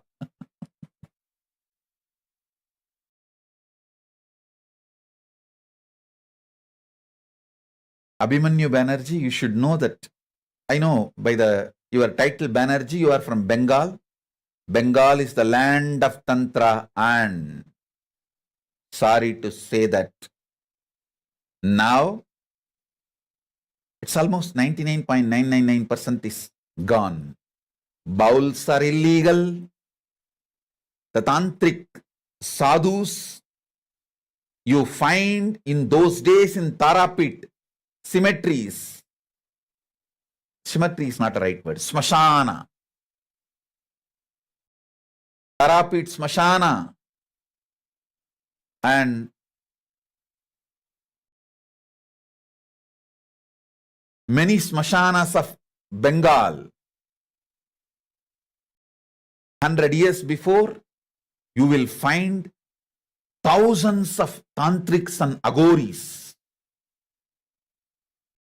Now, you can't even find one or two who are practicing the science.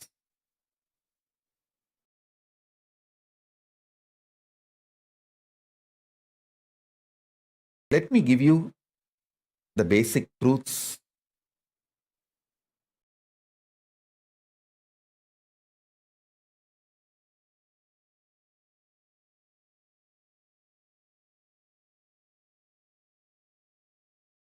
So that at least the basic truths will not be killed, destroyed in course of this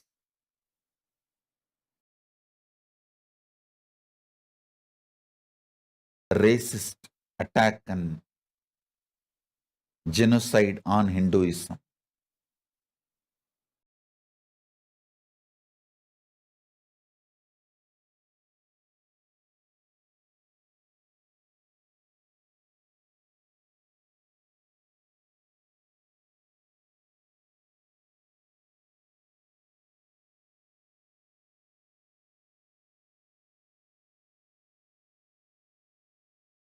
there is not a single record any sadhu practicing Jiva Samadhi science died by accident or any mishap.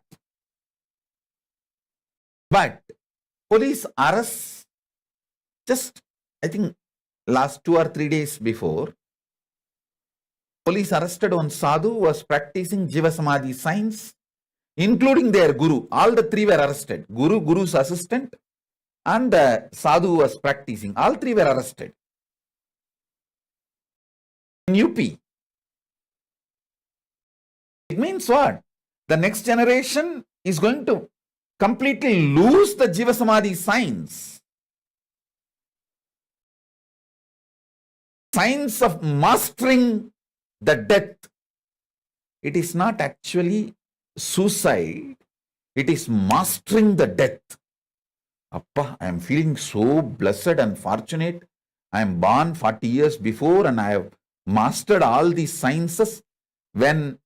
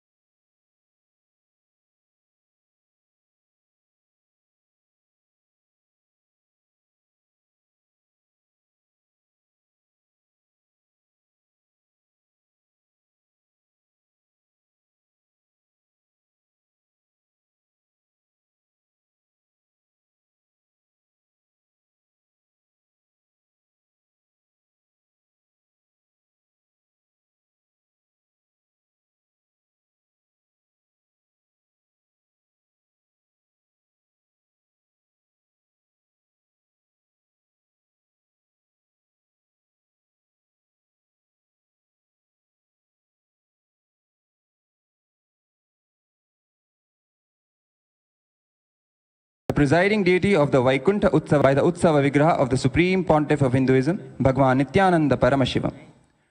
Today we also witnessed the Dashami Puja, Darpan Visarjan and the Maha Visarjan of Devi Durga as part of Sri Durga Puja celebrations.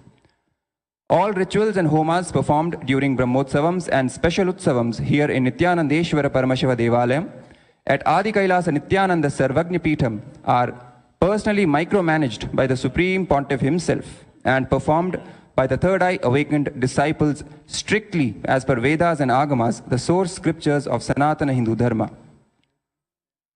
Let us now offer our sincere devotion and worship at the feet of Devi Bhuvaneshwari Paramashiva Shakti, Sri Venkateshwara Swami, and our beloved Bhagwan, the Supreme Pontiff of Hinduism, Bhagwan Nithyananda Paramashivam, on this auspicious day of Vijayadashami and the 9th day of Shrivari Brahmotsavam, and seek their grace and blessings.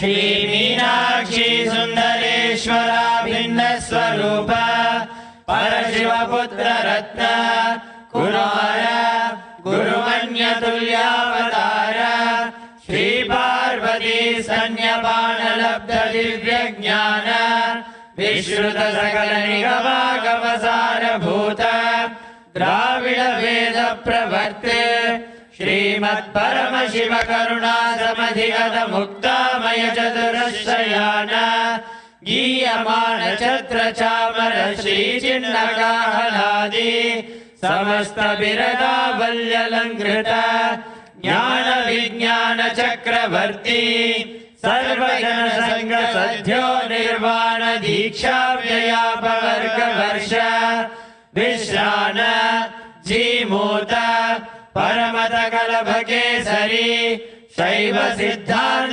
स्थापनाचार्य Shri राजाधिराज पांड्य महाराज गुरु शपन शाक्यादि महांधकार निवारण ज्ञान भानु वीक्षणाधरहार ध्वजोच्छेदन पूर्वक श्रीमद्वृषभध्वज स्थापक शैव समय कर्त्रे सर्वज्ञ पीठारूढ़ श्री जगद्गुरु श्री ज्ञान संबंध देशिक स्वामी वागीश सुंदर माणिक्य वाचक स्वामिनां अवतार भूत श्री ज्ञान संबंध स्वामी पुनरुद्रत श्यामला पीठ सर्वज्ञ पीठ त्रिनवत्युत्तर द्विशततम गुरु महासन्निधान अरुणगिरि योगीश्वर परपरागत अरुणाचल सर्वज्ञ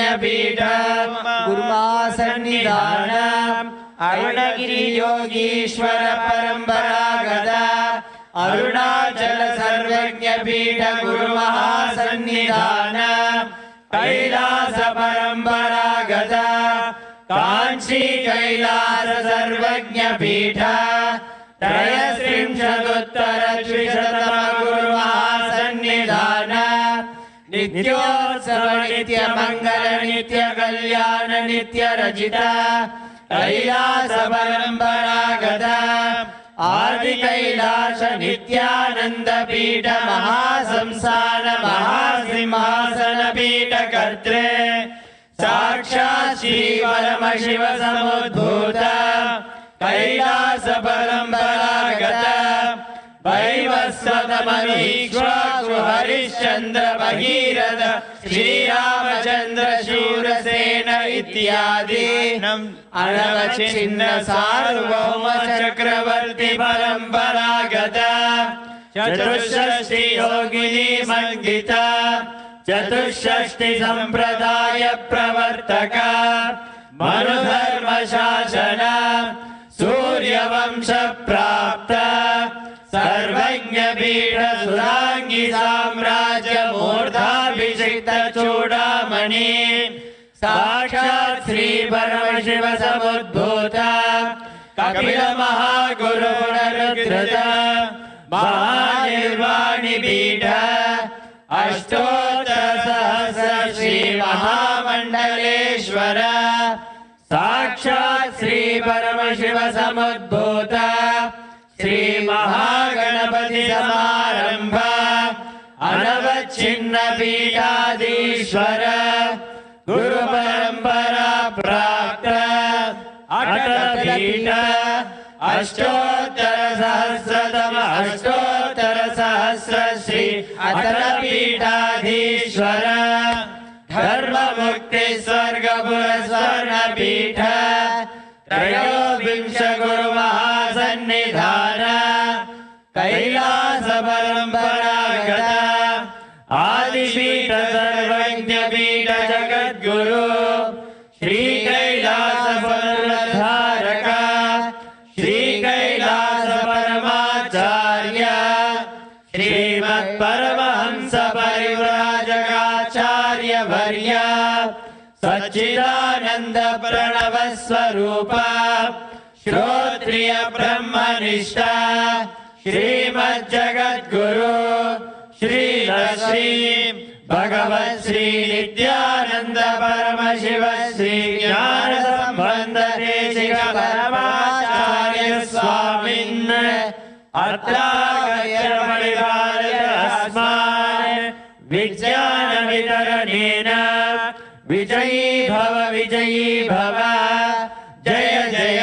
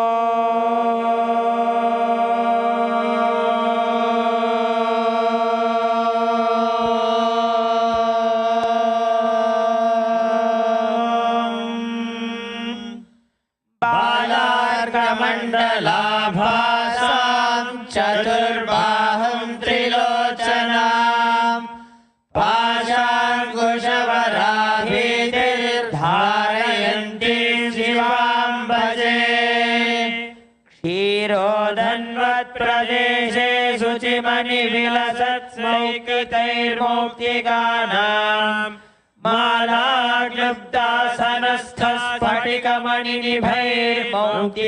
मालाक्लुप्तासनस्थस्फटिकमणिनिभैर्मौक्तिकैर्मण्डिताङ्गः शुभ्रैरभ्रैरदभ्रैरुपरि विरचितैर्मुक्तपीयूषवर्षैः आनन्देन पुनीयात्तरिणलिनकदा शङ्खपाणिर्मुकुन्दः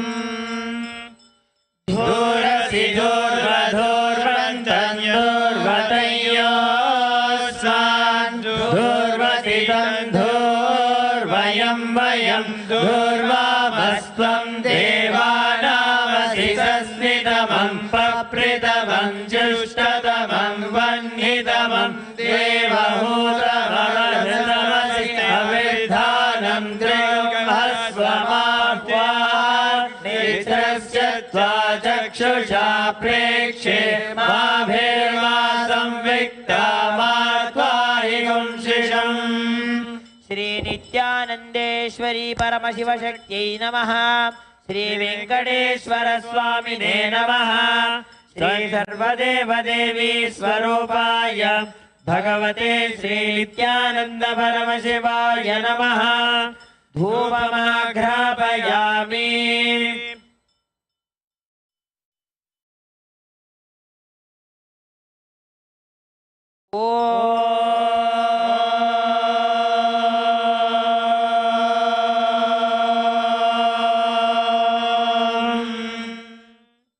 उद्दीप्यसजातवेदो भग्ननिर्मम पशुगश्च मह्यमावह जीवनं च दिशो दिशा। मानो हि गुंशीजातवेदो गामश्वं पुरुषं जगत् अभिप्रदज्ञागहिष्यिया परिपातया। श्री नित्यानंदेश्वरी परमशिवशक्त्यै नमः। श्री वेंकटेश्वर स्वामिने नमः। श्री सर्वदेवदेवी स्वरूपाय भगवते श्री नित्यानंद परमशिवाय नमः। दीपं संदर्शयामि।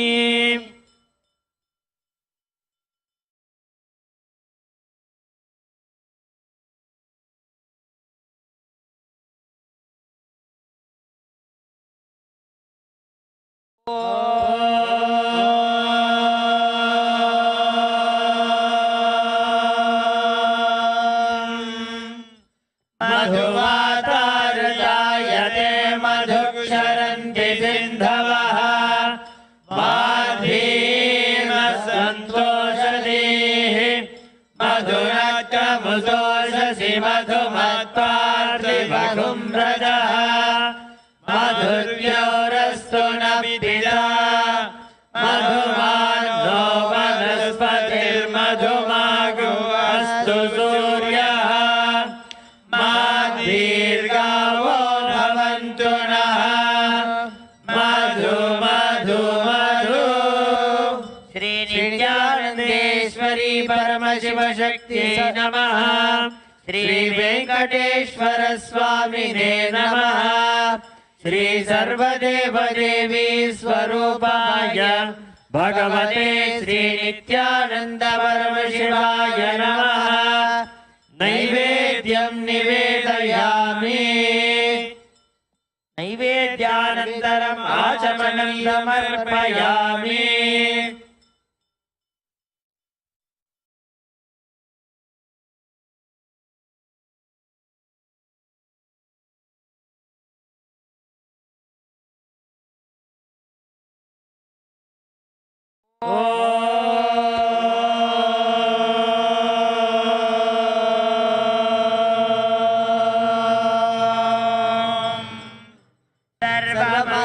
सर्वमङ्गलमाङ्गल्ये शिवे सर्वार्थसाधिके शरण्ये त्र्यम्बके गौरी नारायणि नमोऽस्तुते।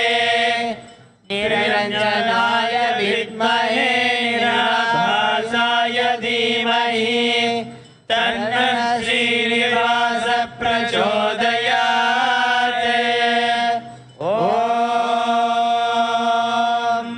हंसाय विद्महे परमहंसाय धीमहि तन्नो हंस प्रचोदयात्। श्री नित्यानंदेश्वरी परमशिवशक्त्यै नमः। श्री वेंकटेश्वर स्वामिने नमः। श्री सर्वदेवदेवी स्वरूपाय भगवते श्री नित्यानंद परमशिवाय नमः।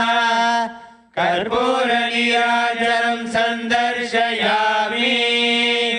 रक्षाधारयामि।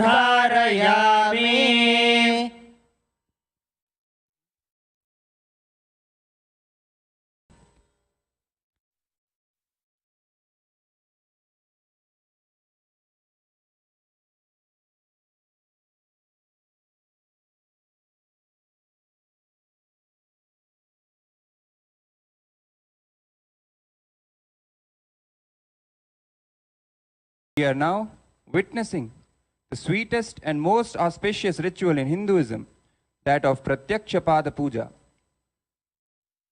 Pratyakshapada Puja is one of the most sacred rituals in Sanatana Hindu Dharma, when an individual offers the best of the best that he has in his life at the feet of his beloved master. In Sanatana Hindu Dharma, Guru's feet are considered to be the abode of the ultimate truth, the supreme consciousness itself.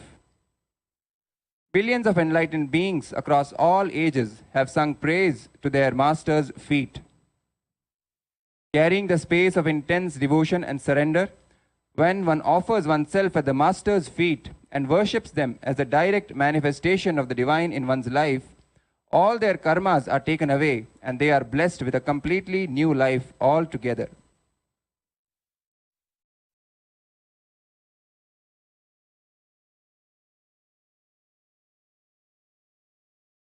Moreover, when one's Guru is none other than Paramashiva himself, this offering becomes a rare, once in many lifetimes opportunity to trigger superconscious mutation in oneself and manifest the highest truths of Shuddhadvaita, Paramadvaita in one's life instantly. We are blessed to have Paramashiva himself in the Nijavatara of the Supreme Pontiff of Hinduism, Bhagavan Nithyananda Paramashivam, as our beloved Guru. On this auspicious occasion of Vijayadashami, let us now offer the Pratyakshapada Puja to our beloved Bhagavan and receive his love, grace and blessings.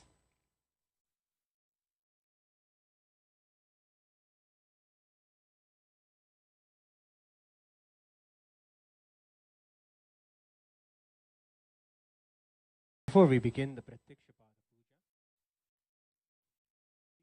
declare the following statements with integrity and authenticity.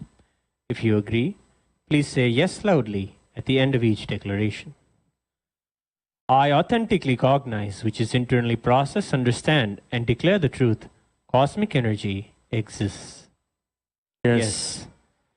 I authentically cognize, which is internally process, understand, and declare the truth, that the Supreme Pontiff of Hinduism, Bhagavan Sri Nithyananda Paramashivam, is the Chinmaya Vigraha, the embodiment and representation of that very cosmic energy.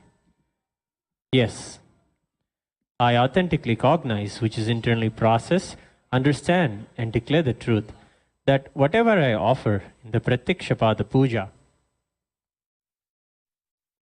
to the divine lotus feet of the Supreme Pontiff of Hinduism, Bhagavan Sri Nithyananda Paramashivam, will reach the cosmic source of energy directly. Yes. Yes. I authentically cognize, which is internally process, understand, and declare the truth of Sohamasmi, that even when I worship, I am Him. Yes. Yes.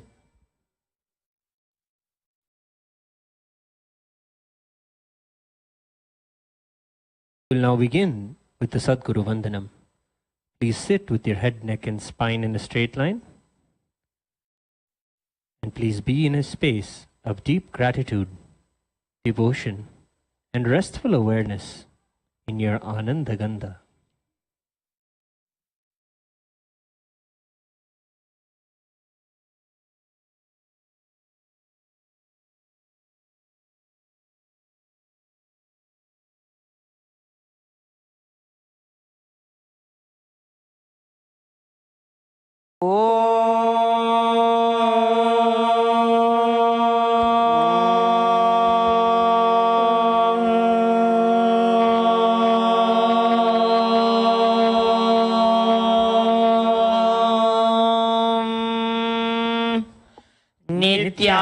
नित्यानन्दं परमसुखदं केवलं ज्ञानमूर्तिं द्वन्द्वातीतं गगनसदृशं तत्त्वमस्याधिलक्ष्यम् एकं नित्यं विमलमचलं सर्वधी साक्षिभूतम् भावातीतं त्रिगुणरहितं सद्गुरुं तं नमामि।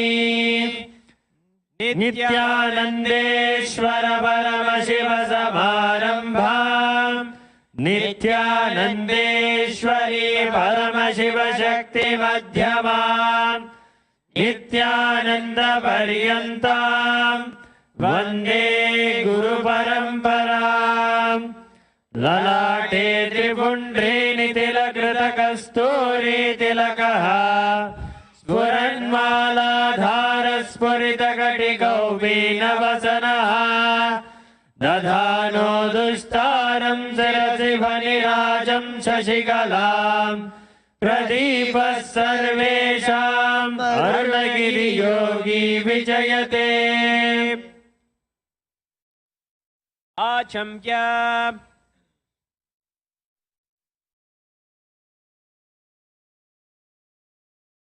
ॐ आत्मतत्त्वं शोधयामि स्वधा। ॐ विद्यातत्त्वं शोधयामि स्वधा। ॐ शिवतत्त्वं शोधयामि स्वधा। ॐ हां हृदयाय नमः।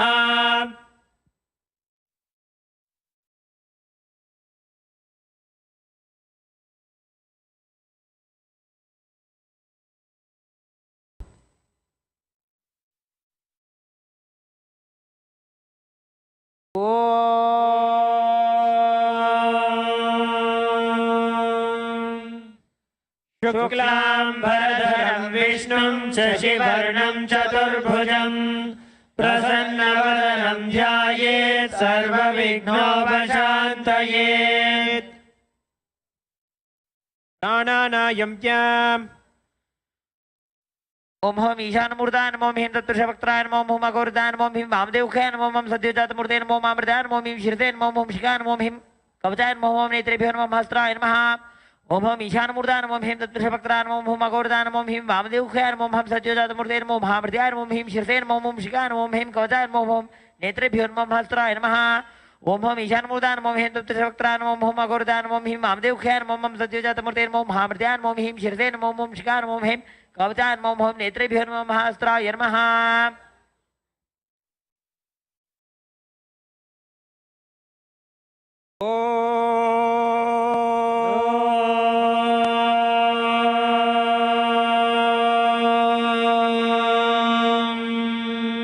ममोपात समस्त दुरितक्षयद्वारा भगवत् श्री नित्यानंद परमशिव प्रीत्यर्थम श्री नित्यानंदेश्वरी परमशिव शक्ति समेत श्री नित्यानंदेश्वर परमशिव प्रीत्यर्थम च शुभे शोभने मुहूर्ते आद्य ब्रह्मणः द्वितीय परार्धे श्री श्वेतवराह कल्पे वैवस्वत मन्वन्तरे अष्टाविंशतितमे नित्ययुगे प्रथमे पादे जम्बूद्वीपे भारतवर्षे भरतः खण्डे मेरोः दक्षिणे पार्श्वे शखाब्धे अस्मिन् वर्तमाने व्यवहारिके प्रभवादीनां षष्ट्याः संवत्सराणां मध्ये शुभकृतनाम संवत्सरे दक्षिणायने लक्ष्मी वेंकटेश्वर ऋतौ कन्यामासे शुक्लपक्षे बुधवासरयुक्तायां दशम्यां शुभतिथौ शुभनक्षत्र शुभयोग शुभकरण एवं गुणविशेषण विशिष्टायाम् अस्यां शुभतिथौ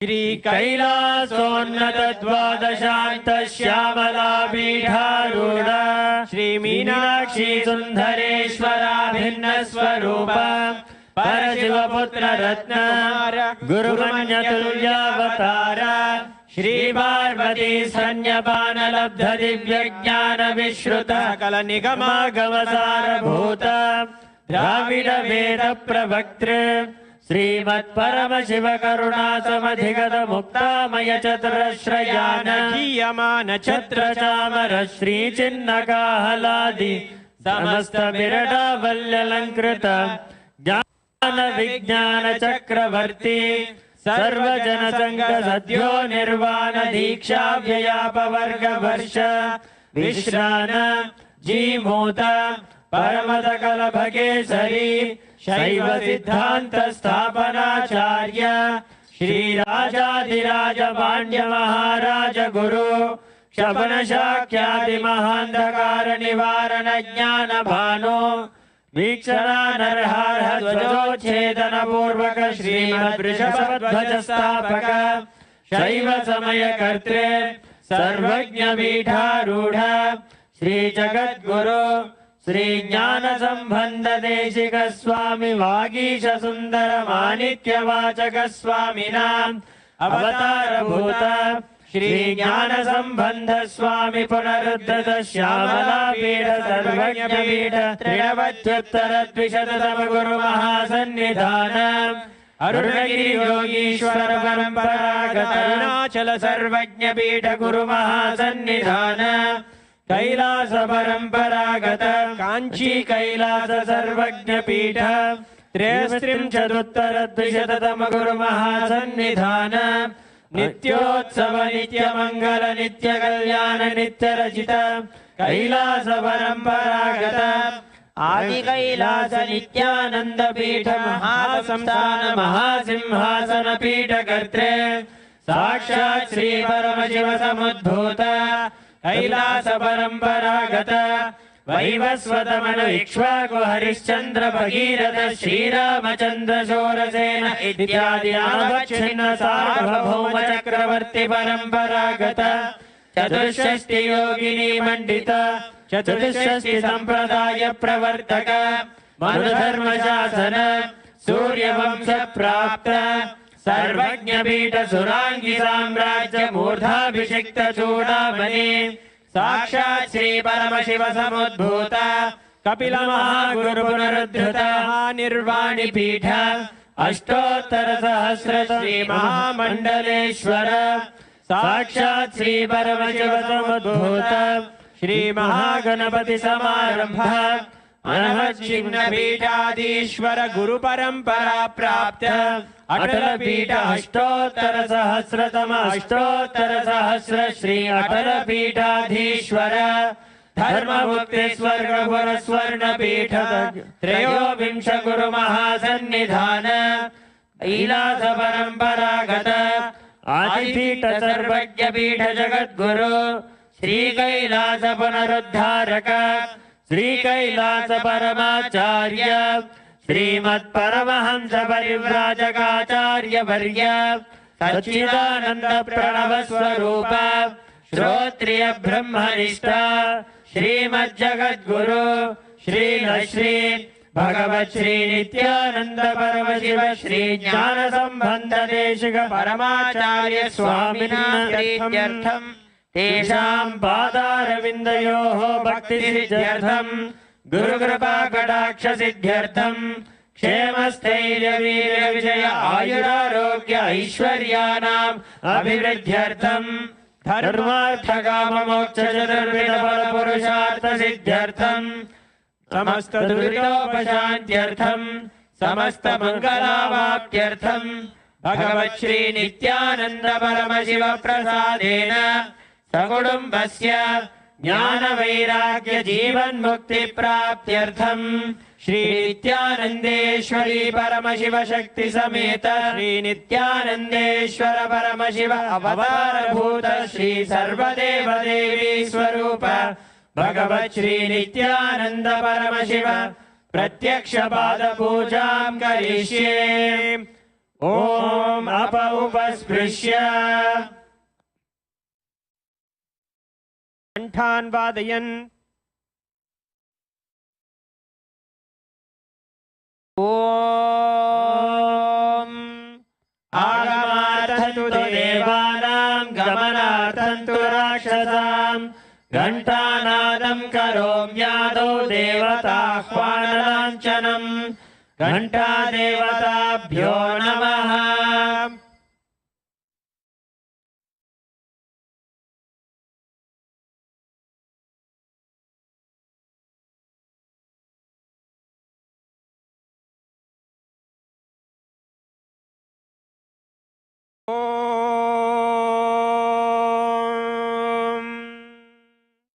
हृत्पद्ममासनं दद्यात् सहस्रारच्युतामृतैः पाद्यं चरणयोर्दद्यात् मनस्तु अर्घ्यं निवेदयेत् तेन अमृतेन आचमनीयं स्नानीयं तेन च स्मृतम् आकाशतत्त्वं वस्त्रं स्यात् गन्धः स्यात् गन्धतत्त्वकम् चित्तं प्रकल्पयेत् पुष्पं धूपं प्राणान् प्रकल्पयेत् तेजस्तत्त्वं च दीपार्थं नैवेद्यं स्यात् सुधाम्बुधिः अनाहतध्वनिर्घण्टा वायुतत्त्वं च चामरम् सहस्रारं भवेत् छत्रम् शब्दतत्त्वं च गीतकम् नृत्यमिन्द्रियकर्माणि चाञ्चल्यं मनसस्तथा सुमेखलां पद्ममालां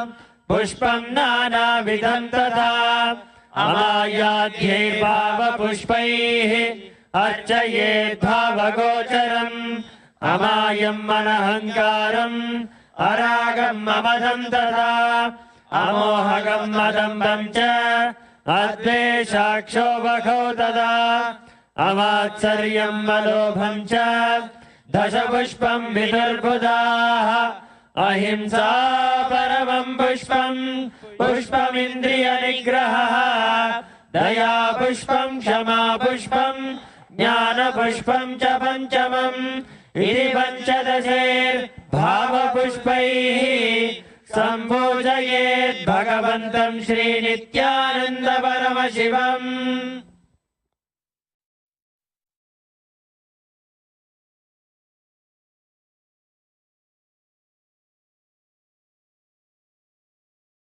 आसनम्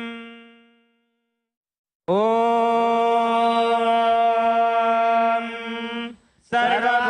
सर्वभूतान्तरस्थाय सर्वभूतान्तरात्मने कल्पयामि प्रवेशार्थम् आसनं ते नमो नमः ॐ ह्रीं इदं सुवर्णासनं सर्वदेवदेवी स्वरूपाय भगवते श्रीनित्यानन्द परमशिवाय नमः स्वागतम् ॐ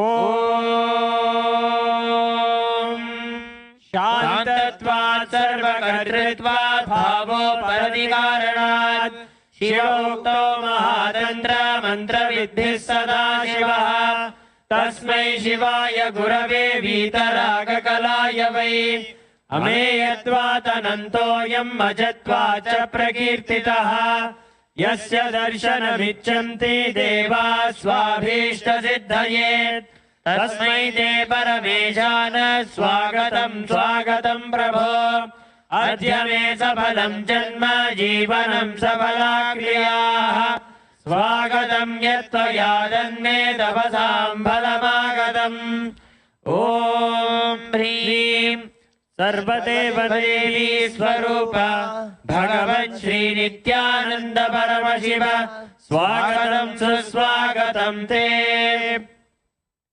पाद्यम् ॐ यद्भक्तिरेष सम्पर्कात् परमानन्द सम्प्लवः तस्मै ते परमेशान पाद्यं श्रद्धाय कल्पयेत् ॐ ह्रीं एतत्पाद्यं सर्वदेवदेवी स्वरूपाय भगवते श्रीनित्यानन्द परमशिवाय नमः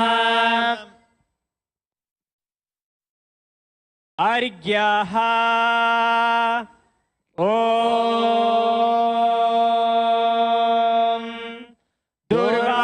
दुर्वाक्षरसमायुक्तं बिल्वपत्रं तथा परं शोभनं शङ्खपात्रस्थं गृहाणार्घ्यं महेश्वर ॐ ह्रीं एषोऽर्घ्यः सर्वदेवदेवी स्वरूपाय भगवते श्रीनित्यानन्द परमशिवाय स्वाहा।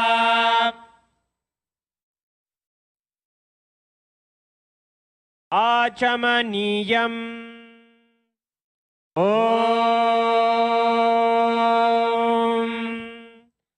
मन्दाकिन्यास्तु यद्वारी सर्वपापहरं शुभम् ग्रहाणाचमनीयं त्वं मया भक्त्या निवेदितम् ॐ ह्रीं इदम् आचमनीयोदकम् सर्वदेवदेवी स्वरूपाय भगवते श्रीनित्यानन्द परमशिवाय स्वधा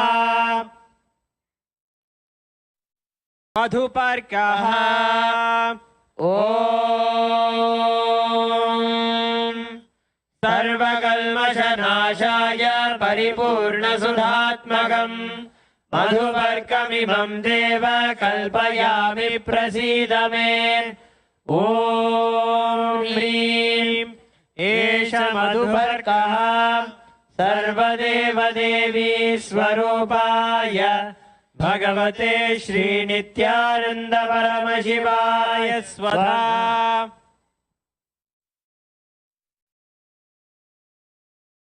गन्धतैलम् ॐ स्नेहं ग्रहाण स्नेहेन लोकानां हितकारक सर्वलोकेषु शुद्धस्त्वं ददामि स्नेहमुत्तमम् ॐ ह्रीं इदं गन्धतैलं सर्वदेवदेवी स्वरूपाय भगवते श्रीनित्यानन्द ॐ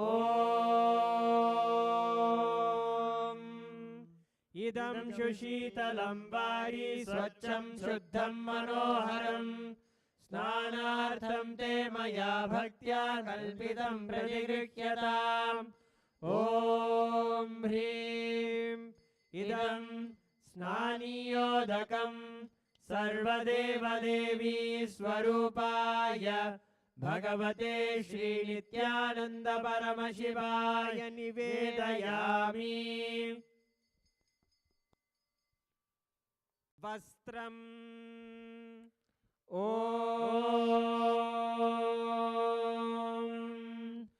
मायाचित्रपटाच्छन्न निजगुह्योरुतेजसे निरावरणविज्ञाय वासस्ते कल्पयाम्यहम् ॐ ह्रीं इदं वस्त्रोत्तरीयं सर्वदेवदेवी स्वरूपाय भगवते श्रीनित्यानन्द परमशिवाय निवेदयामि आभरणम् ॐ स्वभावसुन्दराङ्गाय नानाशक्त्याश्रयायते सुवर्णं भूषणं तुभ्यं कल्पयामि प्रसीद मे ॐ ह्रीं इदं सुवर्णाभरणं सर्वदेवदेवी स्वरूपाय भगवते श्रीनित्यानन्द परमशिवाय निवेदयामि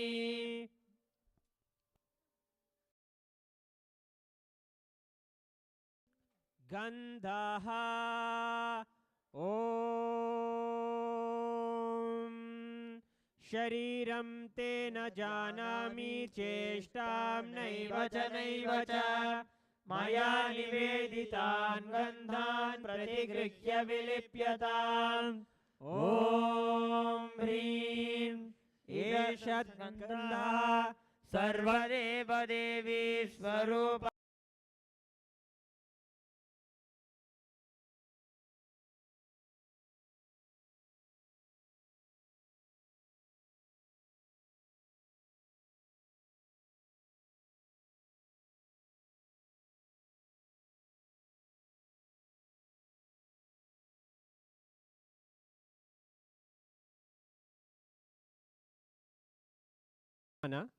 Tatpurusha, Sadyojata, and Vamadeva. To these 5 faces, 5 priests will be offering the Panchamukha Archana with the Ashtotra Shatanamavali of the Supreme Pontiff of Hinduism, Bhagavan Sri Nithyananda Paramashivam. The Vedas sing that when we chant the names, the various names in an Amavali describing the glories of Paramashiva, those very qualities manifest in our lives and in our being. With this sankalpa and in grand intention, and with a deep space of oneness of the ultimate Paramashivoham, we will now offer the Panchamukha Archana.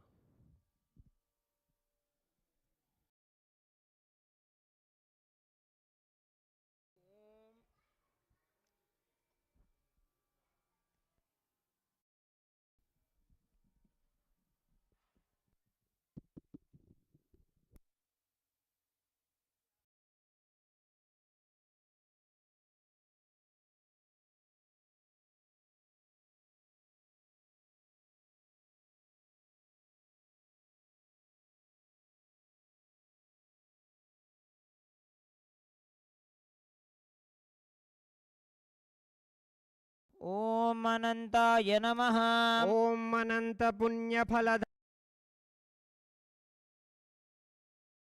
नमः ॐ अखिलाण्डकोटिब्रह्माण्डनायकाय नमः ब्रह्माण्डजनकाय नमः ॐ अजाय नमः ॐ अजाय नमः ॐ अनिमादि अष्टसिद्धिदाय नमः ॐ आशुतोषाय नमः ॐ अव्ययाय नमः ॐ अव्ययाय नमः ॐ अर्धनारीश्वराय नमः ॐ अवस्थात्रयविनिर्मुक्ताय नमः ॐ अव्याजकरुणामूर्तये नमः ॐ अनाथनाथाय नमः ॐ आनन्दगन्धनिलयाय नमः ॐ अर्थत्राणपरायणाय नमः ॐ ईप्सितफलदायकाय नमः ॐ उष्णीषधराय नमः ॐ उत्सवप्रियाय नमः ॐ कलिकल्मषहारिणे नमः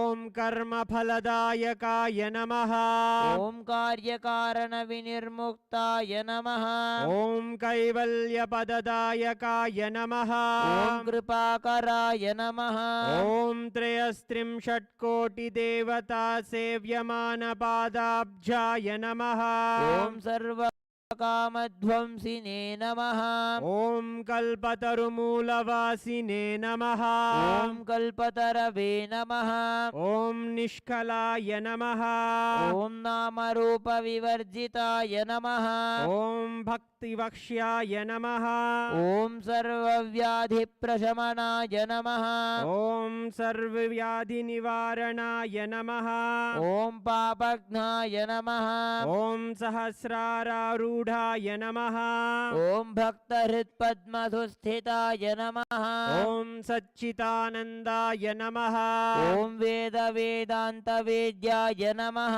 ॐ परमात्मने नमः ॐ सर्वसाक्षिणे नमः ॐ योगनाथाय नमः ॐ तत्त्वज्ञानप्रदाय नमः ॐ मायापाशविवर्जिताय नमः ॐ पशुपतये नमः ॐ करुणासागराय नमः ॐ प्रेमस्वरूपिणे नमः ॐ कालातीताय नमः ॐ भाग्यवृत्तिपरिवर्तकाय नमः ॐ सर्वस्वतन्त्रार्थाय नमः ॐ स्वातन्त्र्यदायकाय नमः ॐ निर्विकल्पाय नमः ॐ शरणागतवत्सलाय नमः ॐ बिडुदिपुरीशाय नमः ॐ शान्ताय नमः ॐ समस्तकल्याणगुणान्विताय नमः ॐ परञ्ज्योतिषे नमः ॐ सोमसूर्याग्निनयनाय नमः ॐ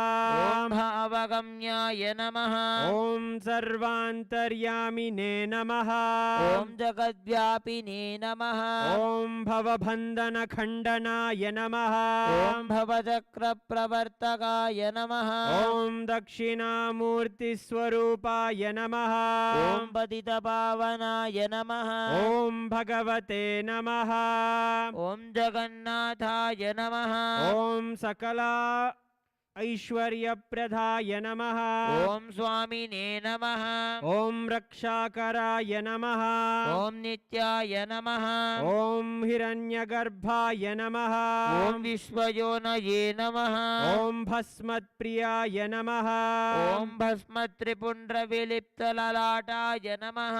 ॐ सिद्धवृन्दवन्दिताय नमः। ॐ सकलागमसंवेद्याय नमः। ॐ रुद्राक्षप्रियाय नमः। ॐ रुद्राक्षाभरणाय नमः। ॐ भक्तिवश्याय नमः। ॐ निराधाराय नमः। ॐ निराकाराय नमः। ॐ गुणातीताय नमः। ॐ पुराणपुरुषोत्तमाय नमः। ॐ चित्तवृत्तिनिरोधकाय नमः। ॐ ध्यानगम्याय नमः। ॐ धर्माधर्मविवर्जिताय नमः। ॐ नित्यतृप्ताय नमः। ॐ निरहङ्काराय नमः। ॐ मृत्युञ्जयाय नमः। ॐ सर्वोपाधिविनिर्मुक्ताय नमः। ॐ निर्गुणाय नमः। ॐ गुणमयाय नमः। ॐ मरणोर्विनाशनाय नमः। ॐ समदर्शिने नमः।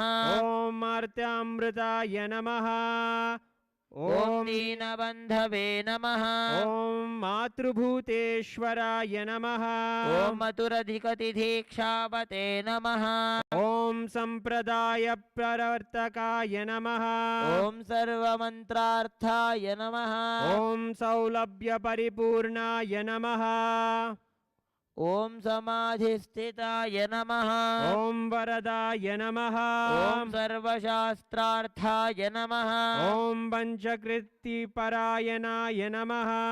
ॐ दिव्यदेहाय नमः। ॐ मतुलीतिशक्तिमते नमः। ॐ भवरोगभेषजाय नमः। ॐ तुरीयवनसम्पन्नं नानागुणमनोहरम् आनन्दसौरभं पुष्पं गृह्यतामिदमुत्तमम्। ॐ ह्रीं एतानि सचन्दनपुष्पाणि सर्वदेवदेवी स्वरूपाय भगवते श्रीनित्यानन्दपरमशिवाय वौषटे।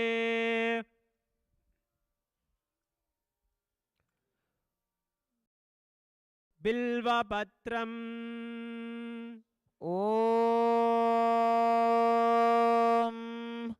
अमृतोद्भवं श्रीवृक्षं शङ्करस्य सदा प्रियं बिल्वपत्रं प्रयच्छामि पवित्रं ते सुरेश्वर। ॐ ह्रीं एतानि सचन्दनबिल्वपत्राणि सर्वदेवदेवी स्वरूपाय भगवते श्रीनित्यानन्दपरमशिवाय वौषटे। तुलसीपत्रम्। ॐ नमस्ते बहुरूपाय वरदमूर्तये परमात्मने स्वाहा। ॐ ह्रीं इदं सचन्दनतुलसीपत्रं सर्वदेवदेवी स्वरूपाय भगवते श्रीनित्यानन्दपरमशिवाय नमः।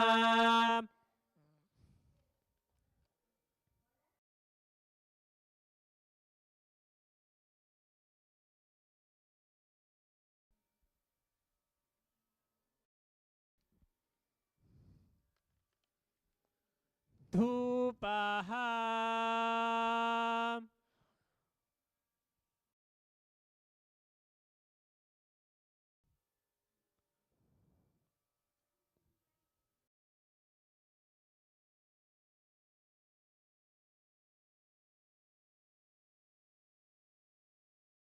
ॐ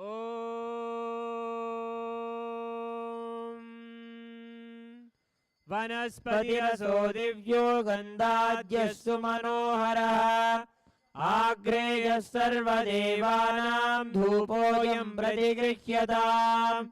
ॐ ह्रीं एष धूपः सर्वदेवदेवी स्वरूपाय भगवते श्रीनित्यानन्द परमशिवाय नमः।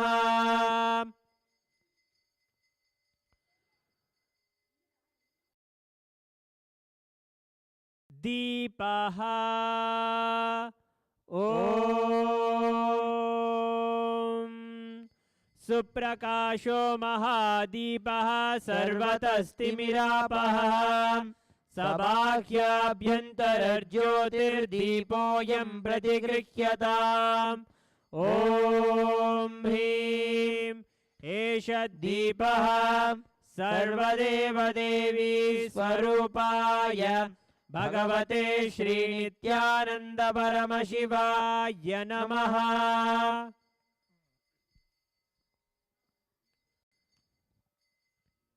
नैवेद्यम् ॐ नैवेद्यं विविधं देव शर्करादिविनिर्मितं मया निवेदितं भक्त्या ग्रहाण परमेश्वर। ॐ ह्रीं इदं सोपकरणनैवेद्यं सर्वदेवदेवी स्वरूपाय भगवते श्रीनित्यानन्द परमशिवाय निवेदयामि। पानीयम् ॐ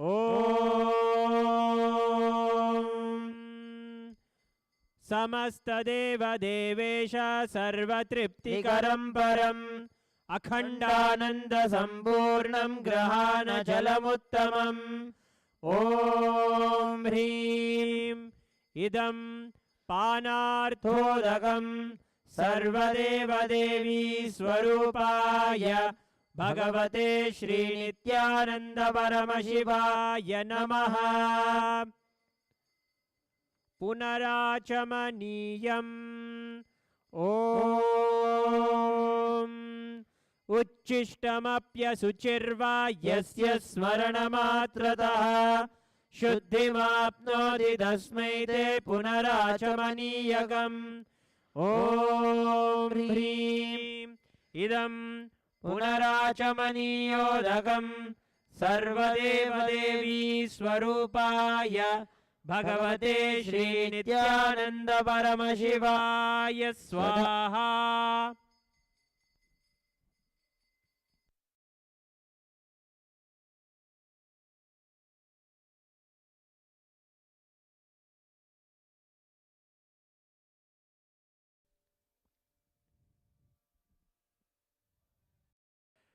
We are now going to offer the Pancharati Deeparadhana.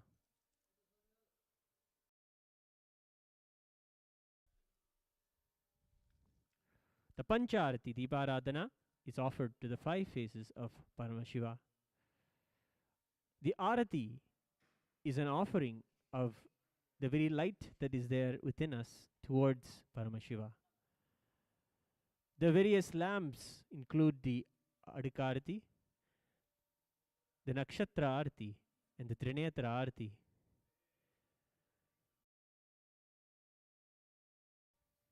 When these lamps are lit with the pure sesame oils, they radiate a beautiful radiance that is awakening the nadis that are there, the energies that are there in our bodies. When these are offered towards the deity or towards our beloved Swamiji, all of our energies align and are offered at his divine lotus feet. Let us now offer and celebrate in oneness the Pancharati Deeparadhana.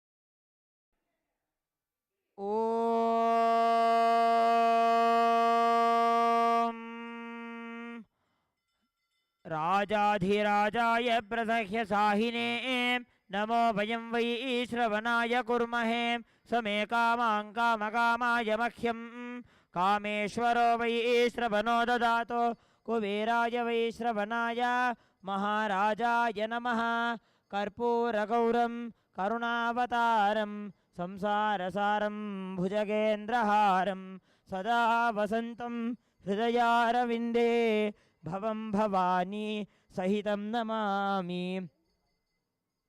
भवं भवानी सहितं नमामि भवं भवानी सहितं नमामि आरार्त्रिकं समर्पयामि भगवत् श्री नित्यानंद परमशिव चरणकमलेभ्यो नमः।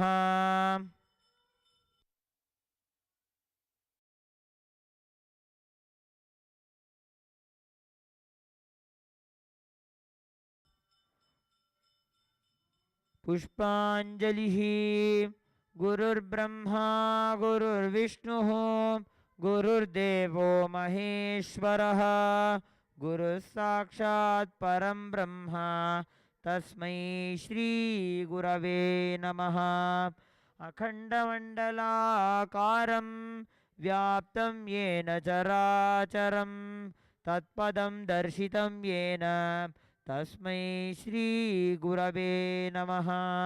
अज्ञानतिमिरान्धस्य ज्ञानाञ्जनशलाकया चक्षुरुन्मीलितं येन तस्मै श्री गुरवे नमः।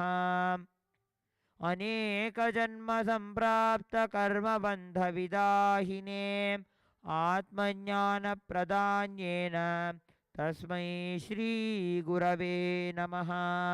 मन्नाथ श्रीजगन्नाथो मद्गुरु श्रीजगद्गुरुः ममात्मा सर्वभूतात्मा तस्मै श्री गुरवे नमः। ईश्वरो गुरुरात्मेति मूर्तिभेदविभागिने व्योमवद्व्याप्तदेहाय दक्षिणामूर्तये नमः। नित्यानन्दं परमसुखदं केवलं ज्ञानमूर्तिं द्वन्द्वातीतं गगनसदृशं तत्त्वमस्यादिलक्ष्यम् एकं नित्यं विमलमचलं सर्वधी साक्षिभूतं भावातीतं त्रिगुणरहितं सद्गुरुं तं नमामि। पुष्पाञ्जलिं समर्पयामि भगवत् श्री नित्यानंद परमशिव चरणकमलेभ्यो नमः। ओम नित्यानन्दम्।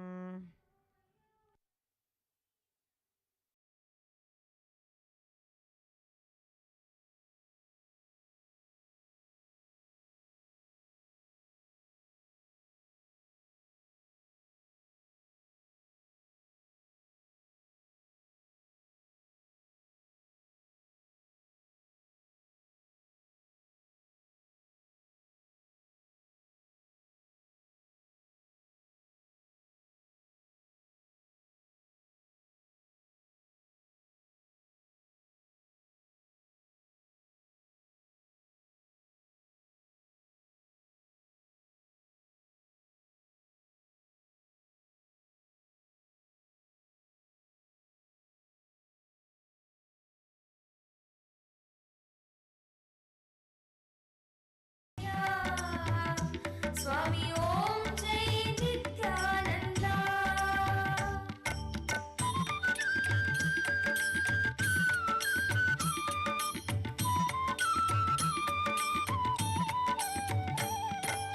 यत्कर्णधार स्वरूपक नित्या सर्वधर्म स्वरूपा स्वामी संसारार्णव घोरे ध्यानदा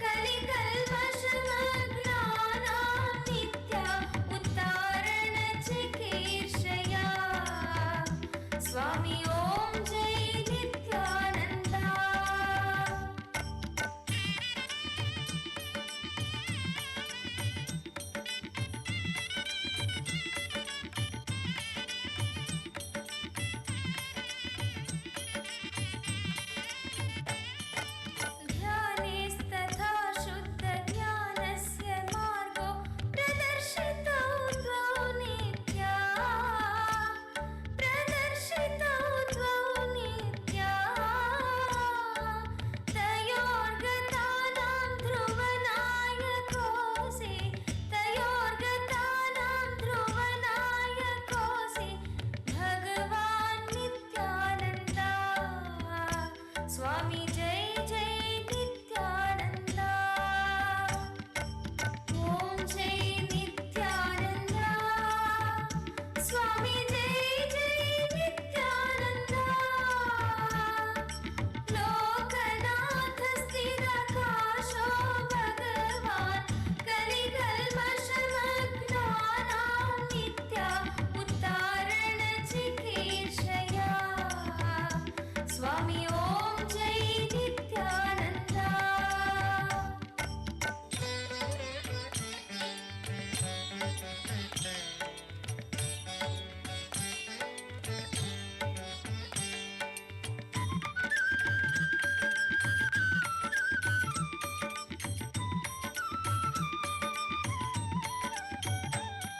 ध्यायन्ति यं नित्यमभेददृष्ट्या गुरु नित्यानन्दा स्वामी गुरु नित्यानन्दा चतुराश्रमधर्मविहीन शान्ता चतुराश्रमधर्मविहीन शान्ता ध्यानविधूतचित्ता स्वामी ओम जय नित्यानंदा ओम जय नित्यानंदा स्वामी जय जय नित्यानंदा लोकनाथ स्थिरकाशो भगवान कलिकल्मषमग्नानां नित्या उत्तारण चिकीर्षया स्वामी ओम जय नित्यानंदा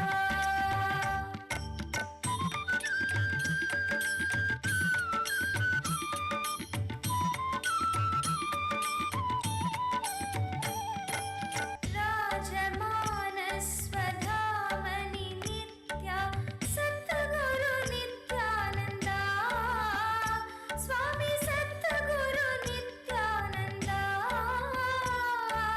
दिव्य देह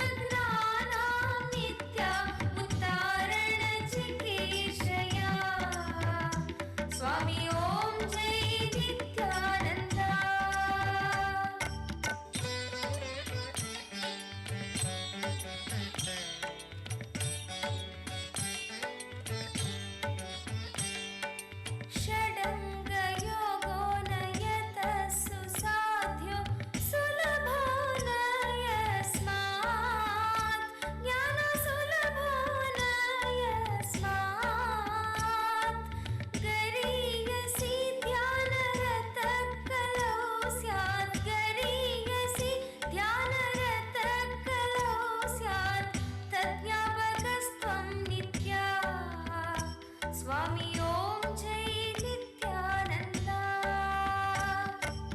ॐ जय नित्यानन्दा स्वामी जय जय नित्यानन्दा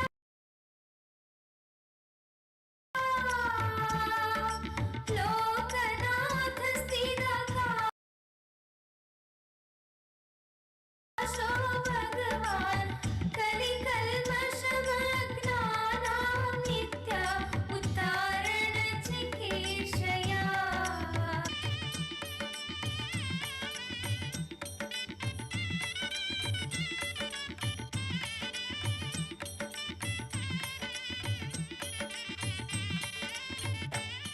ध्यायन्ति गायन्ति नमन्ति नित्यं ब्रह्म विष्णु शिवदेवा नित्यं ब्रह्म विष्णु शिवदेवा तै प्रार्थितस्तस्य परावतारो तै प्रार्थितस्तस्य परावतारो विभागुधारी नित्या स्वामी ॐ जय नित्यानन्दा ॐ जय नित्यानन्दा स्वामी जय जय नित्यानन्दा लोकनाथ स्थिरकाशो भगवान् कलिकल्मषमग्नानां नित्या उद्धारणचिकीर्षया स्वामी ॐ जय नित्यानन्दा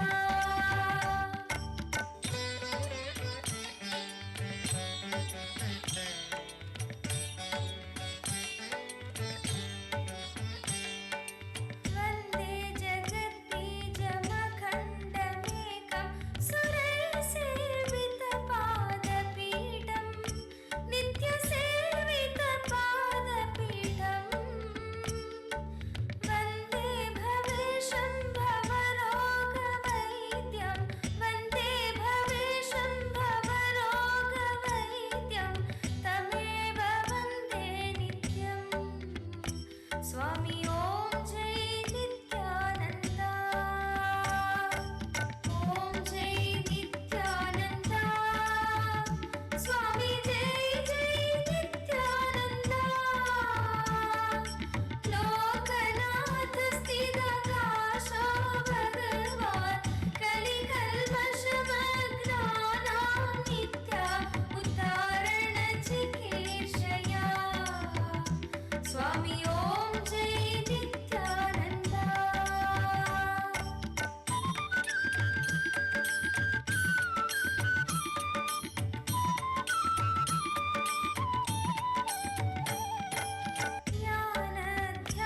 ज्ञानध्यानतृप्ताय नित्या ज्ञानध्यानदायिने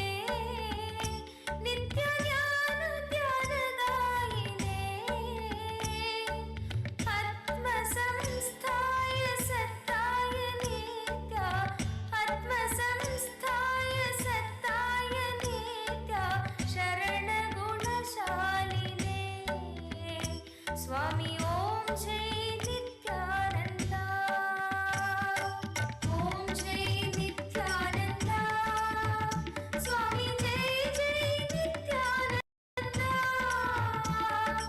लोकनाथ स्थिरकाशो भगवान् कलिकल्मषमग्नानां नित्या उद्धारणचिकीर्षया स्वामी ॐ जय Nityananda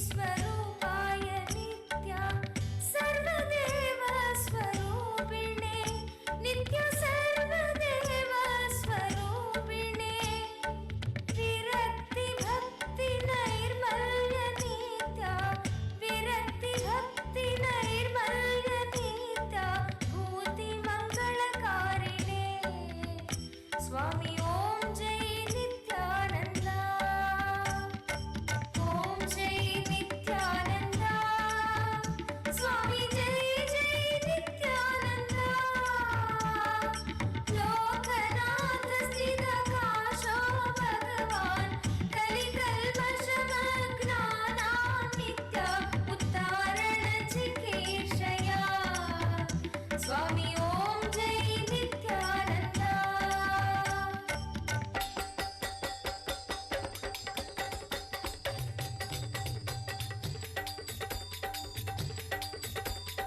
Om Jai Nithyananda. Swami Jai Jai Nithyananda. Lokanath Sthita Kasho Bhagavan. Kanikal Vashamatranam Nitya Uttarana Chikeshaya. Swami Om Jai Nithyananda. Om Jai Nithyananda. Swami Jai Jai Nithyananda. Lokanath Sthita Kasho Bhagavan.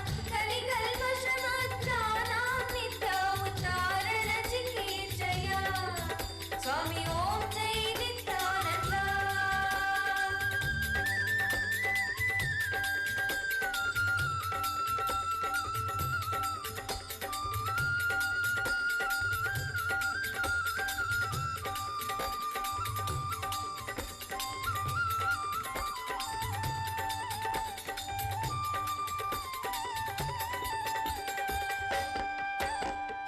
जय परमहंस श्री श्री नित्यानंद स्वामी की जय।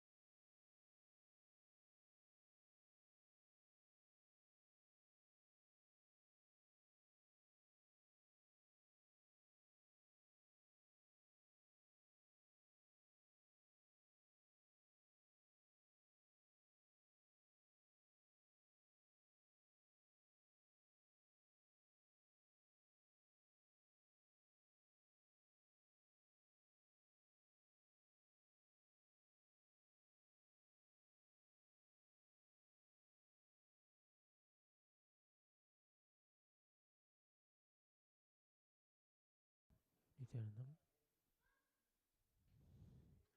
Nithyanandam.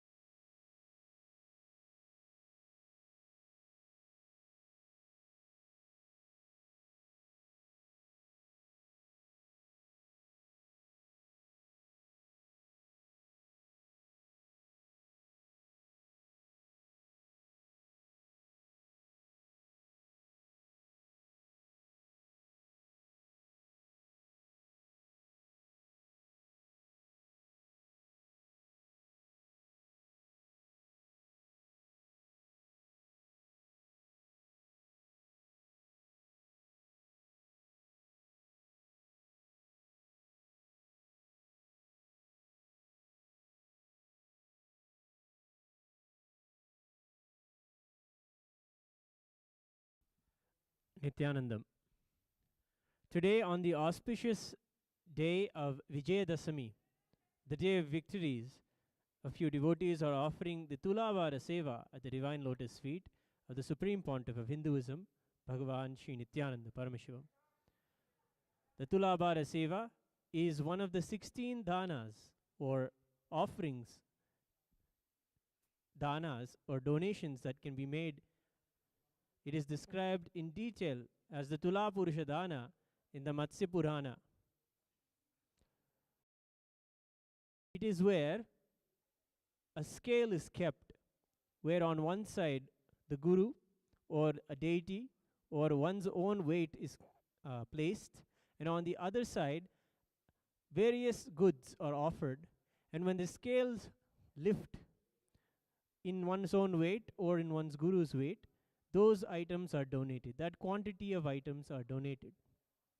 This is a very traditional way of offering donation in the temples, and it is there throughout our tradition.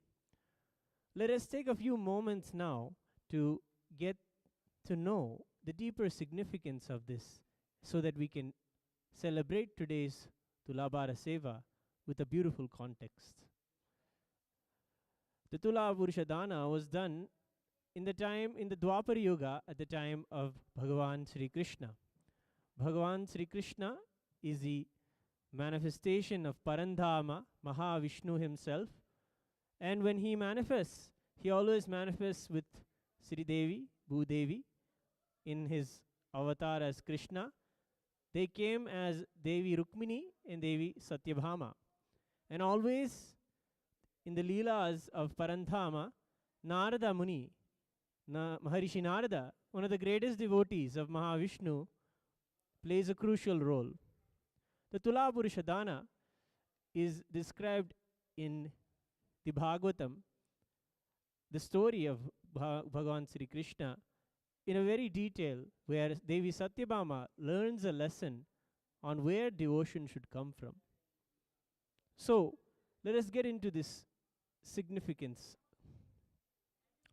Devi Satyabhama saw that Krishna was not spending time with her as per her satisfaction. She wanted him alone for herself. She didn't want him to go and attend to the other issues of the kingdom of Dwaraka at that time. Krishna was in Dwaraka. And to the other things and the other kingly duties. She wanted him alone for herself. So she asks, who else but Narada Muni, for help on how she can have him. So Narada Muni suggests, why don't you do the Tulabhara, where you give him off to me, and then you literally buy him back. Offering his gold in weight to me, then you will have him back. And this dana is done as a regular way in the traditions and in the kingdoms to help bring prosperity and wealth throughout. So Narada Muni prescribes a particular vrata to be done by the king, Krishna and Satyabhama. They will observe the austerities and do the dana and offer the Krishna and offer the gold as a donation to Narada.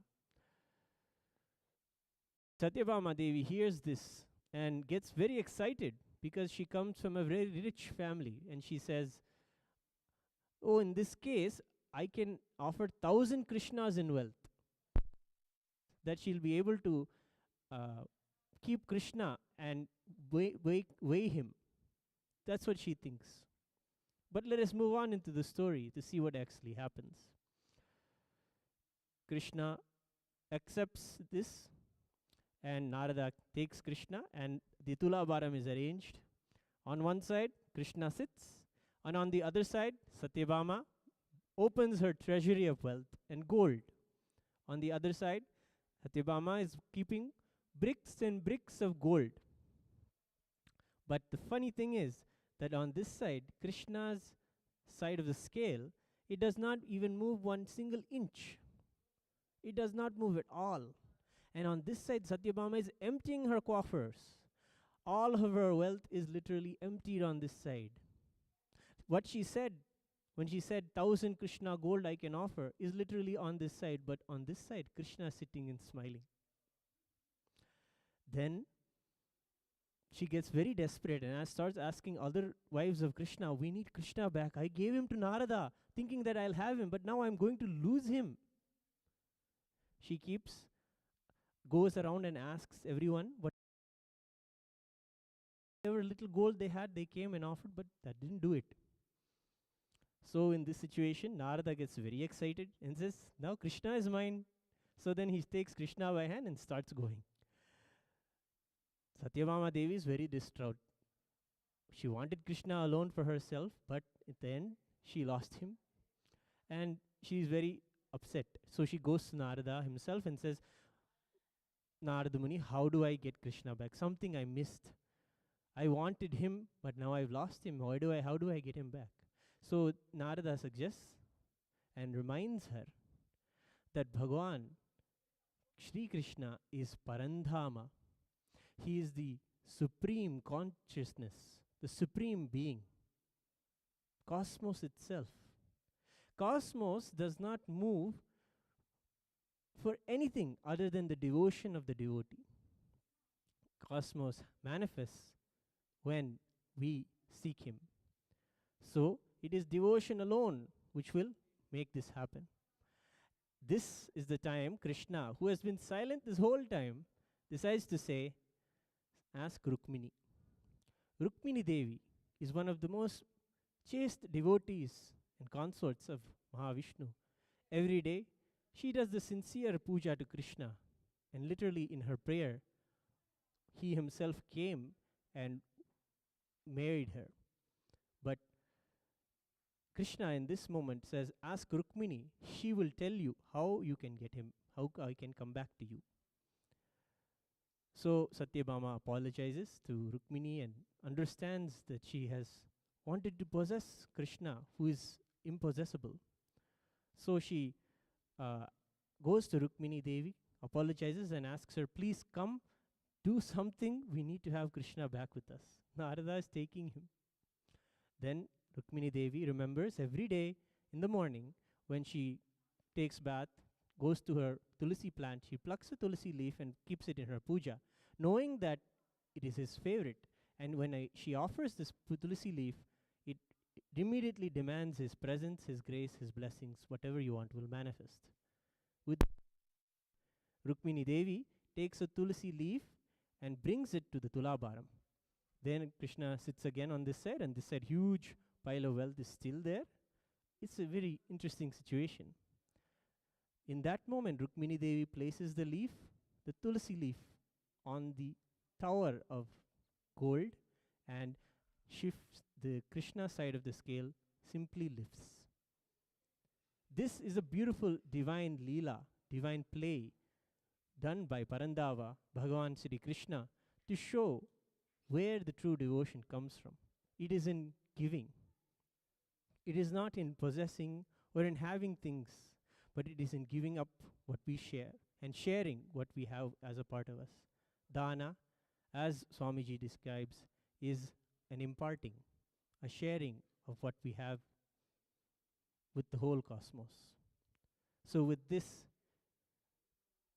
same sentiments and divine devotion that Rukmini Devi had, let us invoke and do the Tula Purusha Dana to the living incarnation of Paramashiva, our beloved Swamiji, Bhagavan Sri Nithyananda Paramashivam.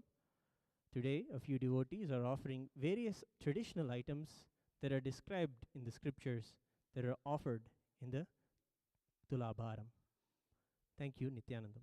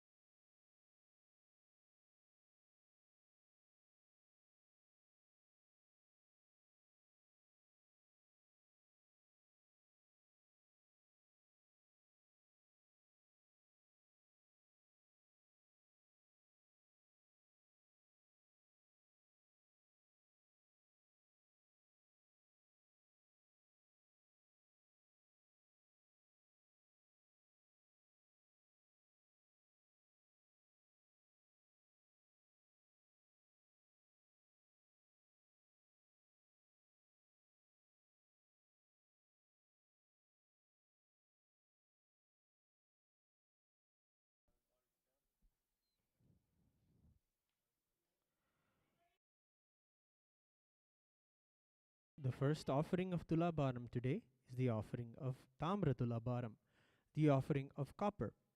Copper is used almost in everything in the Hindu household and in the Hindu traditional temples. The deities, to the vessels that are used in the rituals, copper is a very important metal.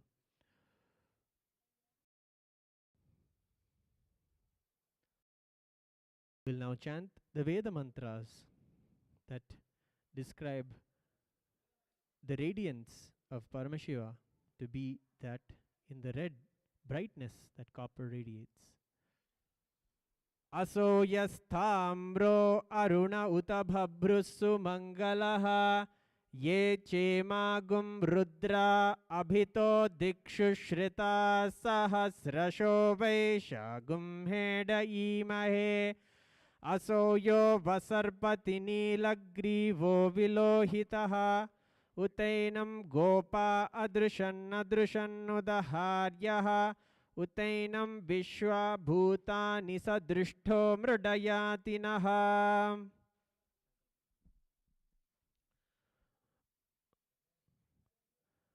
ममोपात्त समस्त दुरितक्षयद्वारा भगवच्छ्री नित्यानंद परमशिव प्रीत्यर्थम् अद्य पूर्वोक्त एवं गुण विशेषेण विशिष्टायाम् अस्यां शुभतितो षडमष्णगोत्रोद्भवस्य मृगशीर्षा नक्षत्रे वृषभराशो जातस्य बालाजी श्रीनिवासन नामधेयस्य अनुषा श्रीनिवासन नाम्याः रोहित गुप्ता नामधेयस्य लीला Gupta नाम्याः Surya Gupta नामधेयस्य Helen साउ नाम्याः राघवन साउ नामधेयस्य राधा स्वामी नाम्याः श्रीनिवासन कोमंदूर नामधेयस्य आनंद मोहन नामधेयस्य वासुदेवन राघवाचारी नामधेयस्य वेंकटनाथन राघवाचारी नामधेयस्य केशव वासुदेवन राघवाचारी नामधेयस्य विवेक बंसल नामधेयस्य सकुटुंबस्य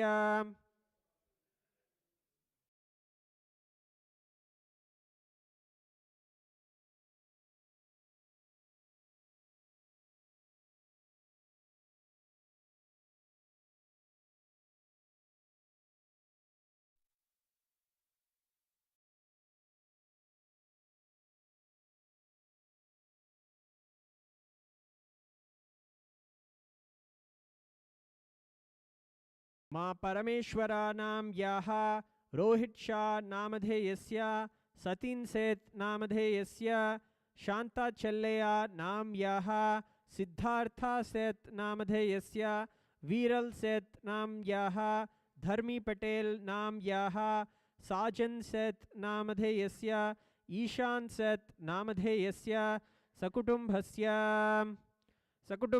च मनसेप्सिता सकल सदभीष्टकाम्यार्थसिद्ध्यर्थं ज्ञानवैराग्य जीवन मुक्ति प्राप्त्यर्थं श्री सर्वदेवदेवी स्वरूप भगवत् श्री नित्यानंद परमशिव ताम्रतुलाभारं च करिष्ये.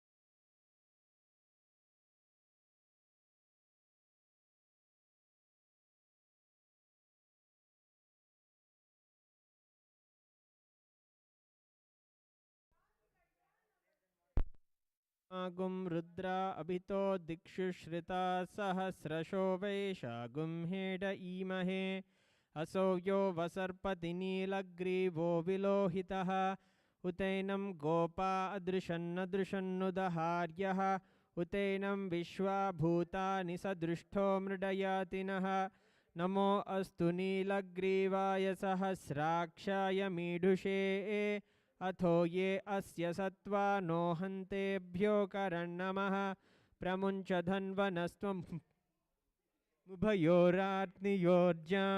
याश्च ते हस्त इषवः पराता भगवो वपा अवतत्यधनुस्त्वगुं सहस्राक्षसते शुधे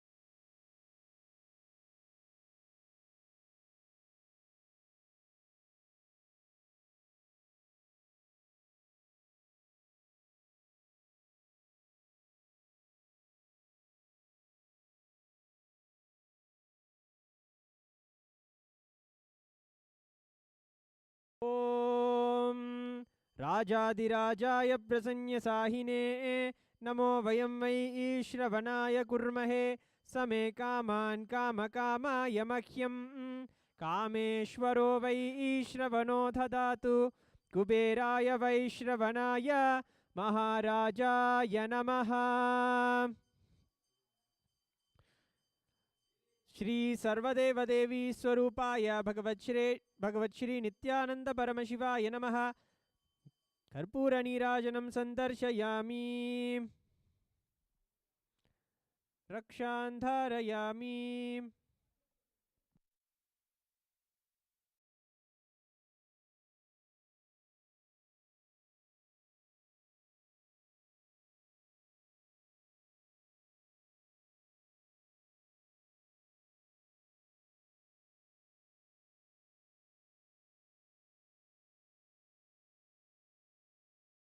The next offering of Tulabharam is the offering of the Rudraksha Tulabharam.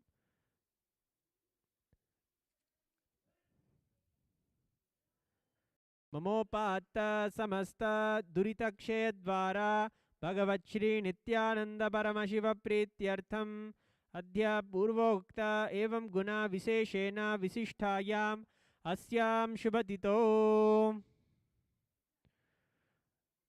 सुन्झन्झन् नाम्याः ग्वाहु king नामधेयस्य ग्वाहान्यू नामधेयस्य सुन्रोङ्क्षेङ् नामधेयस्य सुन्बायु नाम्याः सुन्ये नामधेयस्य सकुटुम्भस्य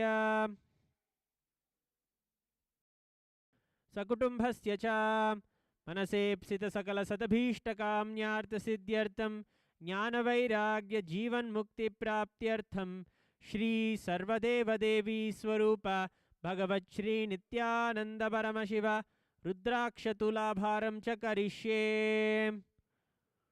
ओम नमो भगवते रुद्र ओम नमस्ते रुद्रमन्यवहुतोत इषवे नमः नमस्ते अस्तु धन्वने बाहुभ्यामुत ते नमः यात इषु शिवतमा शिवं बभूवते तनुः शिवा शरव्या या तव तया नो रुद्रमृडया या ते रुद्रशिवा तनूरघोरा पापकाशिनी तया नस्तनुवाशन्तमया गिरिशन्ताभिचाकशीः यामिषुं गिरिशन्तहस्ते बिभर्षस्तवे शिवां गिरित्रतां कुरु माहि गुंसीः पुरुषं जगते शिवेन वचसा त्वा गिरिशाच्छावधामसि यथा नः सर्वमिज्जगदयक्ष्मगुं सुमना असत् अद्य वोचदधिभक्ताः प्रथमो देव्योऽभिषक् अहीगश्च सर्वा आञ्जम्भयन् सर्वा आश्च यातु धान्यः असो यस्ताम्रो अरुण उत भभ्रुः सुमङ्गलः ये चेमागुं रुद्रा अभितो दिक्षु श्रिता सहस्रशो वैशागुं हेड ईमहे असव्यो वसर्पति नीलग्रीवो विलोहितः उतैनं गोपा अदृशन्नदृशन्नुदहार्यः उतैनं विश्वा भूतानि सदृष्टो मृडयातिनः नमो अस्तु नीलग्रीवाय सहस्राक्षाय मीडुषे अथो ये अस्य सत्त्वानोऽहं तेभ्यो करन्नमः प्रमुञ्च धन्वनस्त्वमुभयोरार्त्नियोर्जां याश्च ते हस्तैषवः पराता भगवो वपा अवतत्यदनुस्त्वगुं सहस्राक्षसते शुधे निशीर्य शल्यानां मुखा शिवो नः सुमना भवा विज्जं धनुःकपर्दिनो विशल्यो भानवागुम् उत अनेसन्नस्येषव आभुरस्य निषङ्गतिः या ते हेतिर्मीडुष्टमहस्ते बभूव ते धनुः तयास्मान् विश्वतस्त्वमयक्ष्मया परिभुजा नमस्ते अस्त्वायुधाय नातताय दृष्णवे उभाभ्यामुत ते नमो बाहुभ्यां तव धन्वने परिते धन्वनो हेतिरस्मान् वृणक्तु विश्वत तोय इषुधिस्तवारे अस्मन्निदेहितं शम्भवे नमः नमस्ते अस्तु भगवन् विश्वेश्वराय महादेवाय त्र्यम्बकाय त्रिपुरान्तकाय त्रिकालाग्निकालाय कालाग्निरुद्राय नीलकण्ठाय नित्यानन्दाय मृत्युञ्जयाय सर्वेश्वराय सदाशिवाय श्रीमन्महादेवाय नमः नमो हिरण्यबाहवे सेनान्ये दिशाञ्च पतये नमो नमो वृक्षेभ्यो हरिकेशेभ्यः पशूनां पतये नमो नमः सस्पिञ्जराय त्विषीमते पतीनां पतये नमो नमो बब्लुषाय विव्याधिनेन्नानां पतये नमो नमो हरिकेशायोपवीतिने पुष्टानां पतये नमो नमो भवस्य हेत्ये जगतां पतये नमो नमो रुद्राय तताविने क्षेत्राणां पतये नमो नमः सूताय हन्त्याय वनानां पतये नमो नमो रोहितायस्तपतये वृक्षाणां पतये नमो नमो मन्त्रिणे वाणिजाय कक्षानां पतये नमो नमो बुभंतये वारिवस्कृतायौषधीनां पतये नमो नमः उच्छेर्घोषाय क्रन्दयते पत्तीनां पतये नमो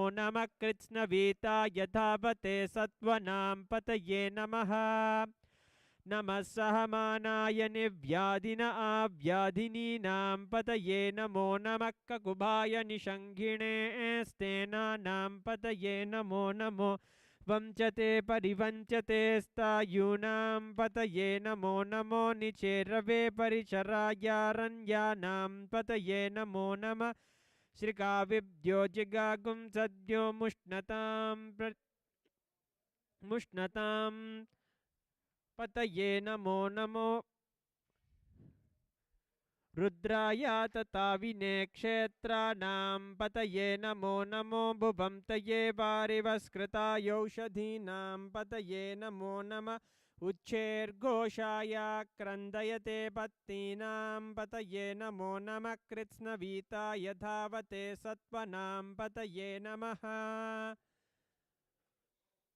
नम आव्याधिनीभ्यो विविद्यन्तेभ्यश्च वो नमो नम उगनाभ्यस्त्रिगुं हतीभ्यश्च वो नमो नमो गृत्सेभ्यो गृत्सपतिभ्यश्च वो नमो नमो व्रातेभ्यो व्रातपतिभ्यश्च वो नमो नमो गणेभ्यो गणपतिभ्यश्च वो नमो नमो विरूपेभ्यो विश्वरूपेभ्यश्च वो नमो नमो महद्भ्यः क्षुल्लकेभ्यश्च वो नमो नमो रथेभ्यो रथेभ्यश्च वो नमो नमो रथेभ्यो रथपतिभ्यश्च वो नमो नमः सेनाभ्यः वो नमो नमः क्षत्रिभ्यः सङ्ग्रहीतृभ्यश्च वो नमो नमस्तक्षभ्यो रथकारेभ्यश्च वो नमो नमः कुलालेभ्यः कर्मारेभ्यश्च वो नमो नमः पुञ्जिष्टेभ्यो निषाधेभ्यश्च वो नमो नमः इषुकृद्भ्यो दन्वकृद्भ्यश्च वो नमो नमो मृगयभ्यश्वनिभ्यश्च वो नमो नमः श्वभ्यश्वपतिभ्यश्च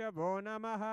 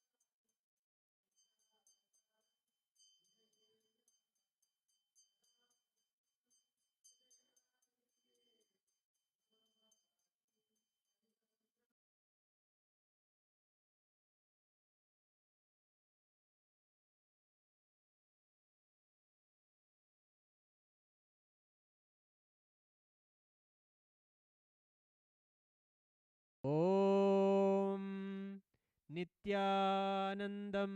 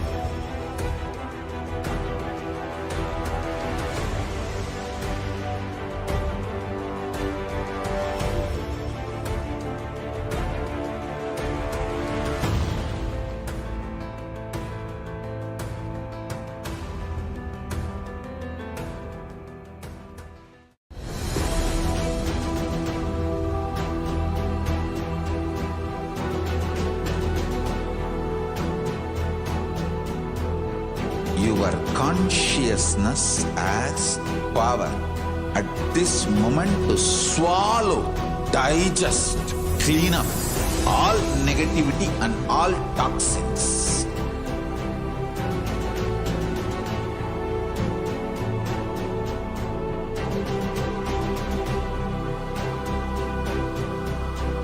Develop a powerful will persistence.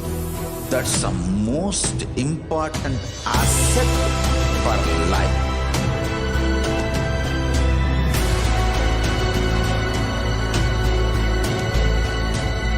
I am not giving you some life positive blah blah. I am giving you the facts of life. I am triggering your consciousness.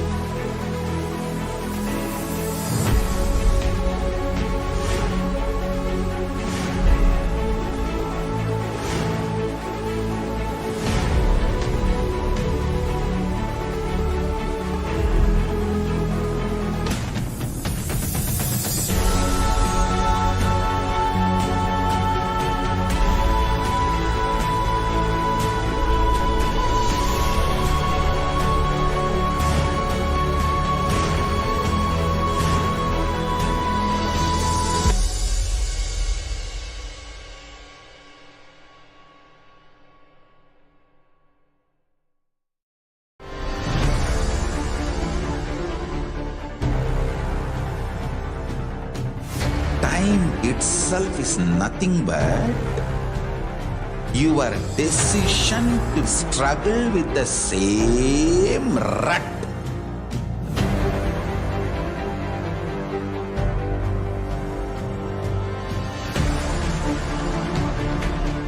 Your decision to struggle with the same rut is time, Kala. Your decision to swallow time is Kala Bhairava.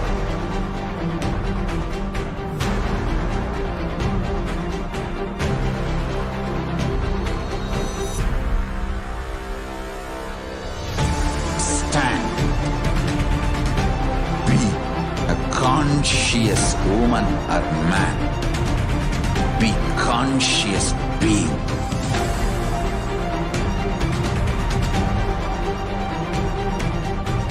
Shrink the time through conscious will persistence. Make the future into present by being ferocious with yourself.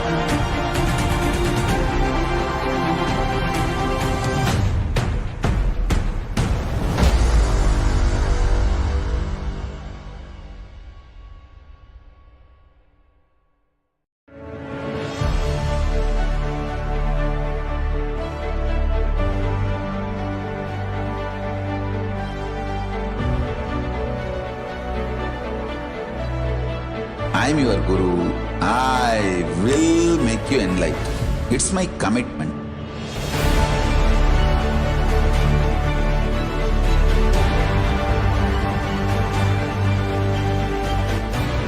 Till you become Paramashiva, I won't rest. Don't worry at all.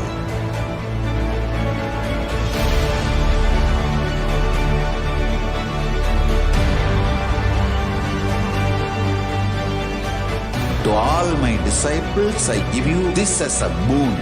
I'll swallow everything with which you are stuck and liberate you all.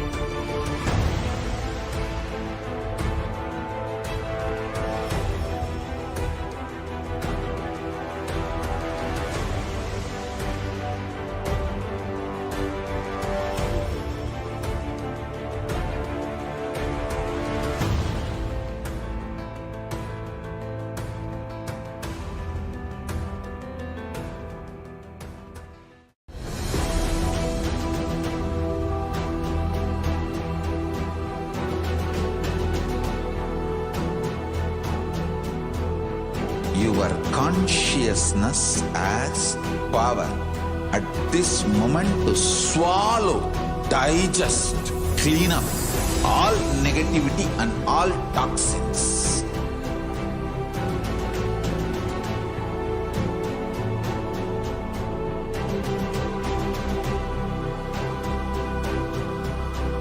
Develop a powerful will persistence.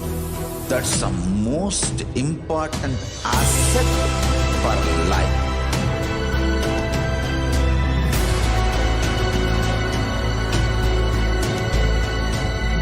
I am not giving you some life positive blah blah. I am giving you the facts of life. I am triggering your consciousness.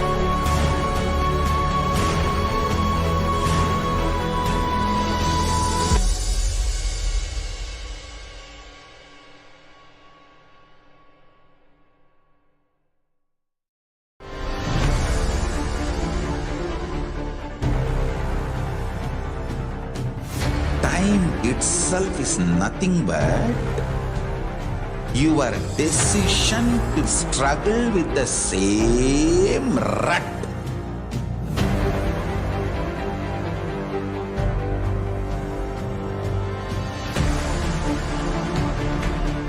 Your decision to struggle with the same rut is time, Kala.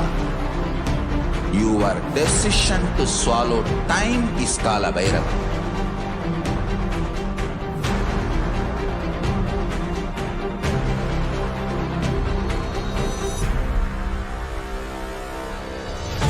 Stand. Be a conscious woman or man. Be conscious being.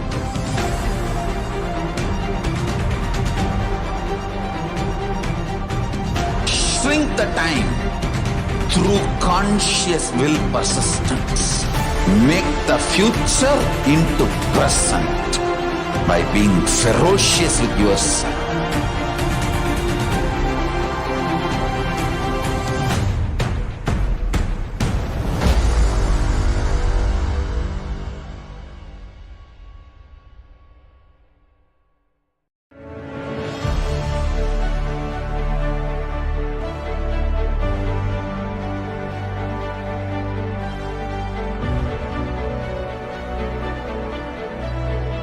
I am your Guru. I will make you enlightened. It's my commitment.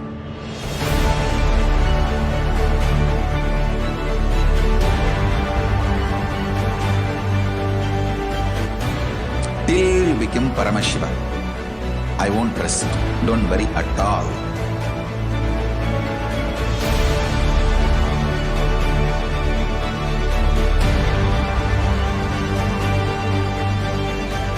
To all my disciples, I give you this as a boon. I'll swallow everything with which you are stuck and liberate you all.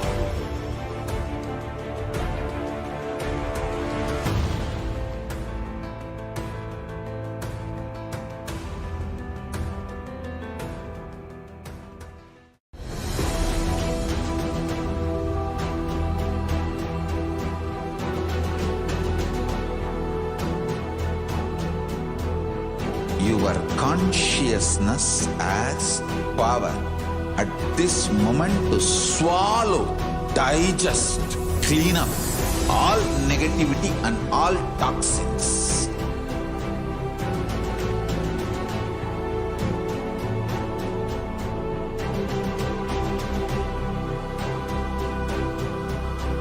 Develop a powerful will persistence.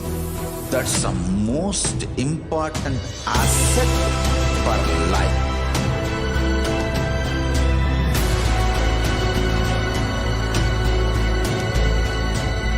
I am not giving you some life positive blah blah. I am giving you the facts of life. I am triggering your consciousness.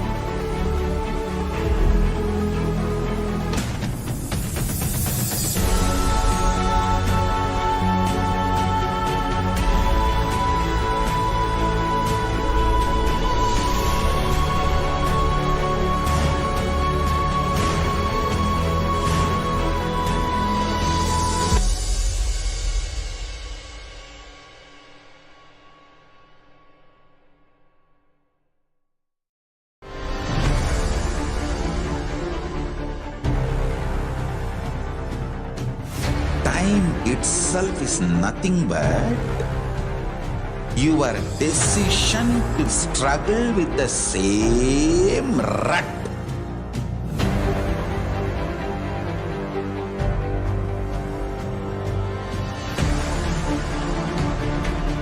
Your decision to struggle with the same rut is time, Kala. Your decision to swallow time is Kala Bhairava.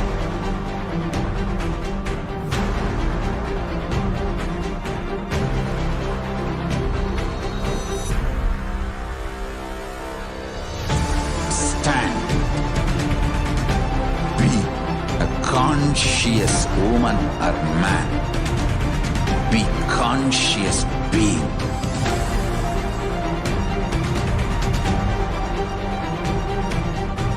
Shrink the time through conscious will persistence.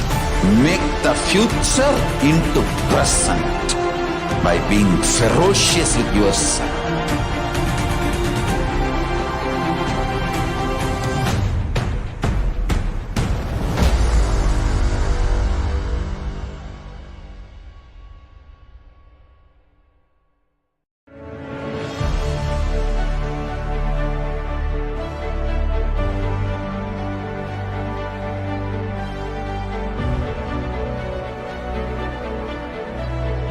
I am your Guru. I will make you enlightened. It's my commitment.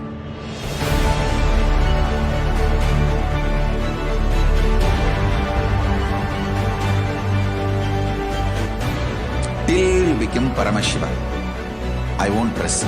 Don't worry at all.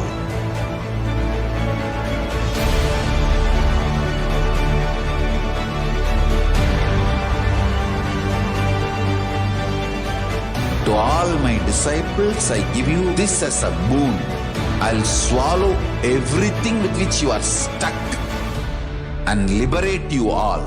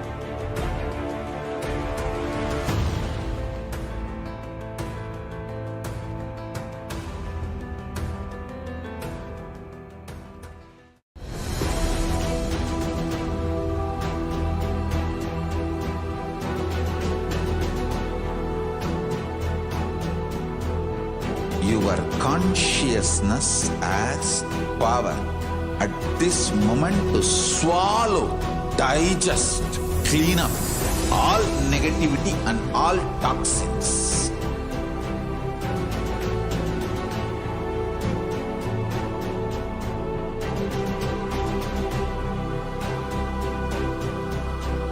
Develop a powerful will persistence. That's the most important asset for life.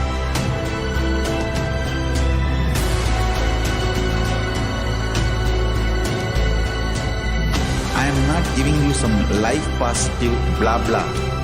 I am giving you the facts. Since the beginning of time and space, Bhagwan Paramashiva, the all-powerful, all-pervasive, and all-knowing ultimate superconscious existence, revealed in the Vedas and Agamas, the source scriptures of Hinduism, the truths about himself and the manifested universe and its multidimensional and simultaneously existing dimensions and worlds, also known as parallel universes or vertical time zones. त्रुट्यादि प्रत्ययस्यार्थ Kalo Maya Samudbhavaha.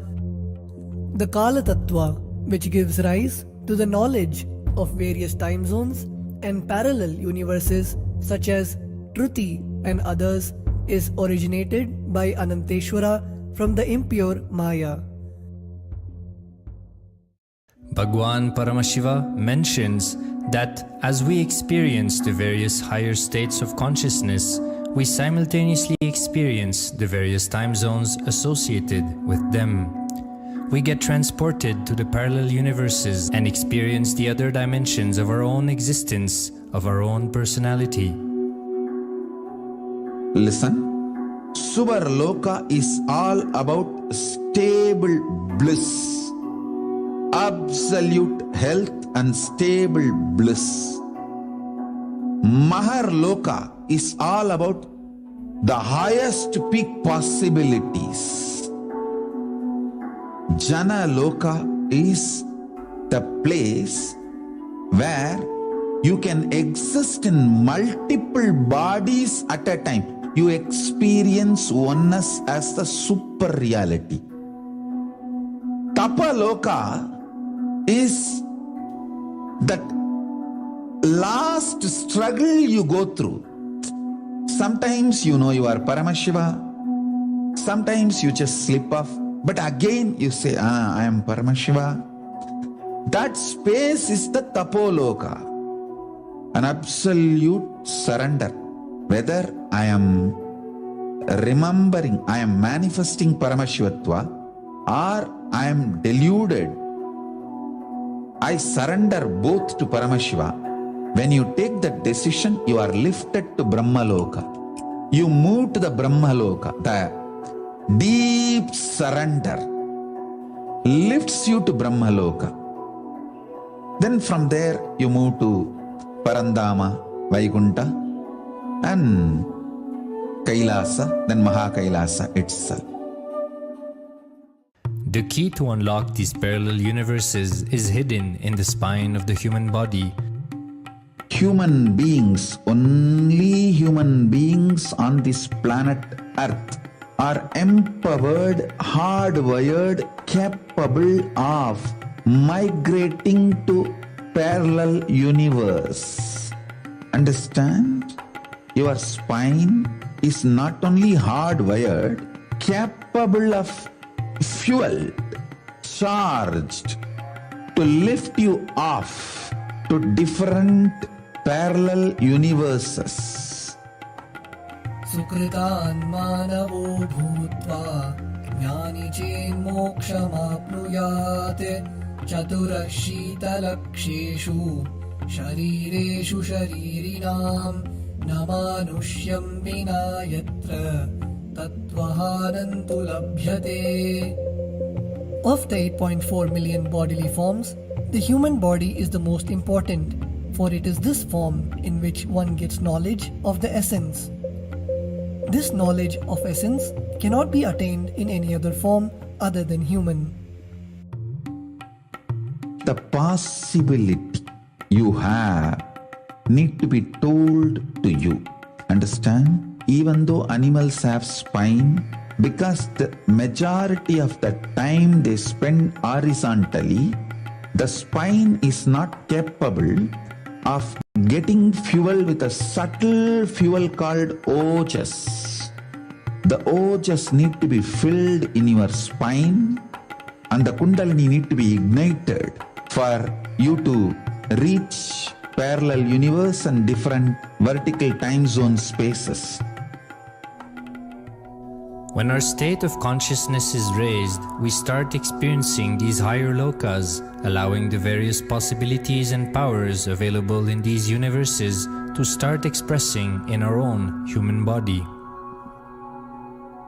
Recently, scientists have discovered that the human body, particularly in the brain, naturally produces light in the form of biophotons, and that when our state of consciousness is lifted, the brain moves from producing a normal 20 photons of light per centimeter square per second to more than 100,000 photons of light per second. That shows us that as we start to experience higher and higher states of consciousness, we start to produce huge amount of light, which is directly proportional and translatable to the amount of possibilities and powers that start to manifest on this plane, as well as the freedom from pains and sufferings experienced by beings in lower states of consciousness.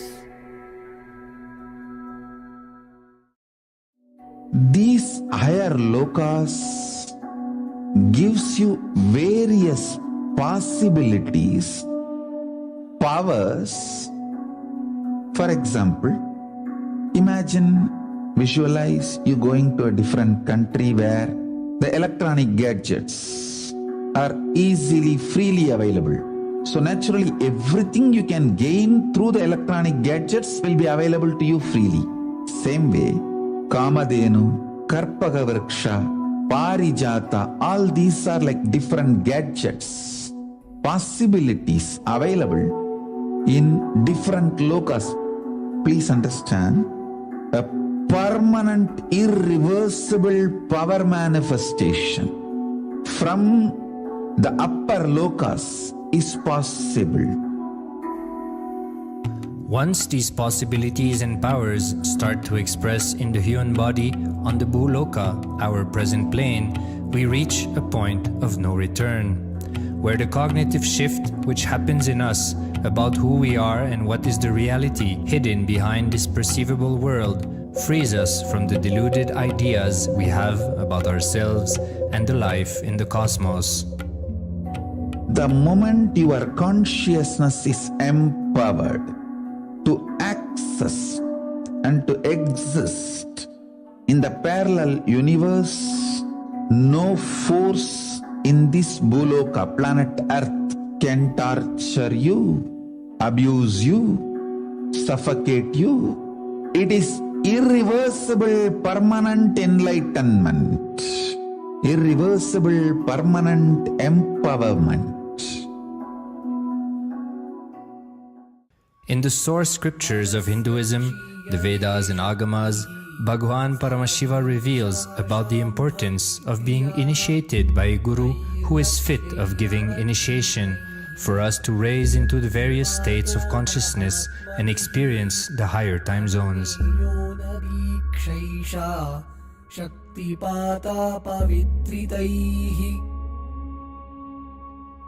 The potency of Anavamala, which veils the innate and essential nature of the soul, is set into the decaying phase by this specific activity. Such specific activity is characteristically called Diksha. The intimate communion between the Blessed One and the Blessing One is very rare and difficult to occur. The Supreme Pontiff of Hinduism, Jagat Guru Mahasannidhanam, His Divine Holiness Bhagwan Nithyananda Paramashivam, is the 1008th incarnation of Paramashiva as per Hinduism, living amidst us today. Starting out at a young age and enduring years of intense penance, he persevered with the single-pointed vision of experiencing the ultimate oneness with Paramashiva, known as Paramadvaita. He traversed the length and breadth of India, initiated by his gurus into yoga, tantra, and other Eastern metaphysical sciences.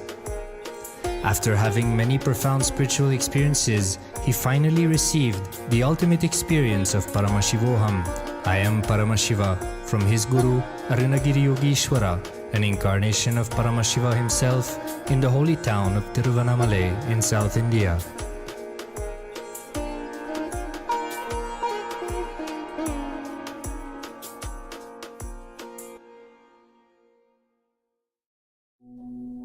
The brain is the body's most complex organ, containing more than 100 billion neurons, each of them in chemical and electrical conversation with up to 10,000 other neurons.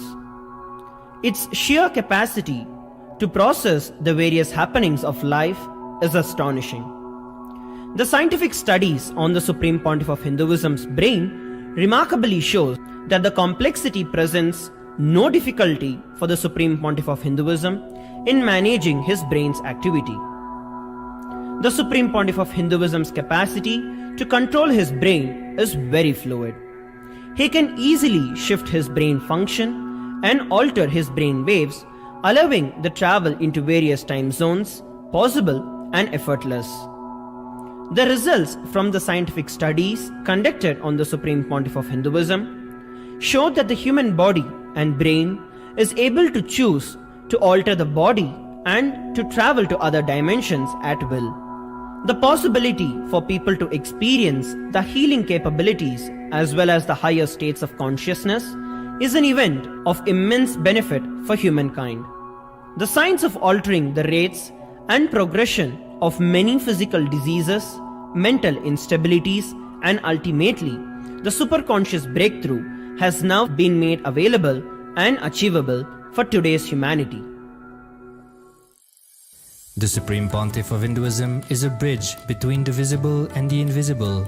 He is also a bridge between the age-old world of mysticism and the modern world of science and discovery.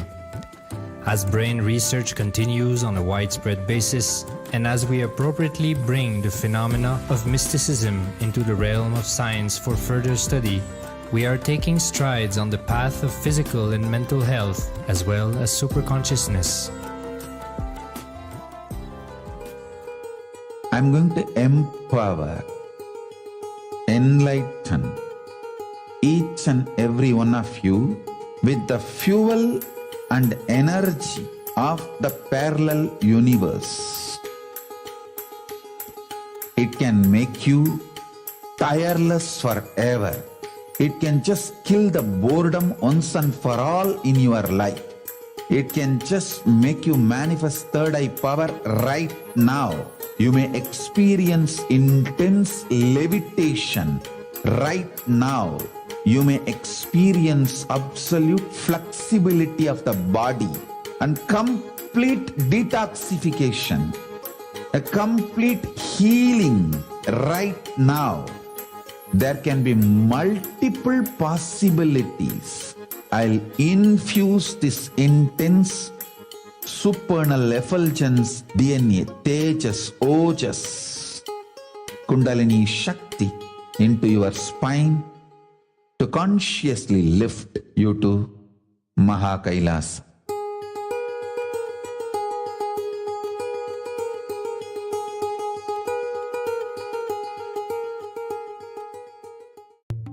Since the beginning of time and space, Bhagwan Paramashiva, the all-powerful, all-pervasive, and all-knowing ultimate superconscious existence, revealed in the Vedas and Agamas, the source scriptures of Hinduism, the truths about himself and the manifested universe and its multidimensional and simultaneously existing dimensions and worlds, also known as parallel universes or vertical time zones.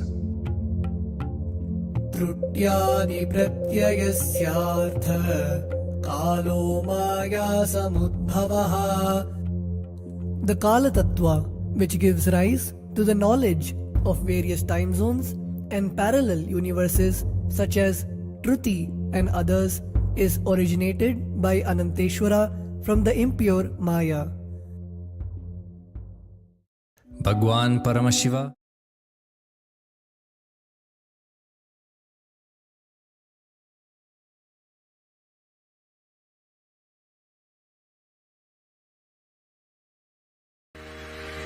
taught by Sadashiva, heard by Devi, adopted as a lifestyle to maintain the cosmos by Vishnu.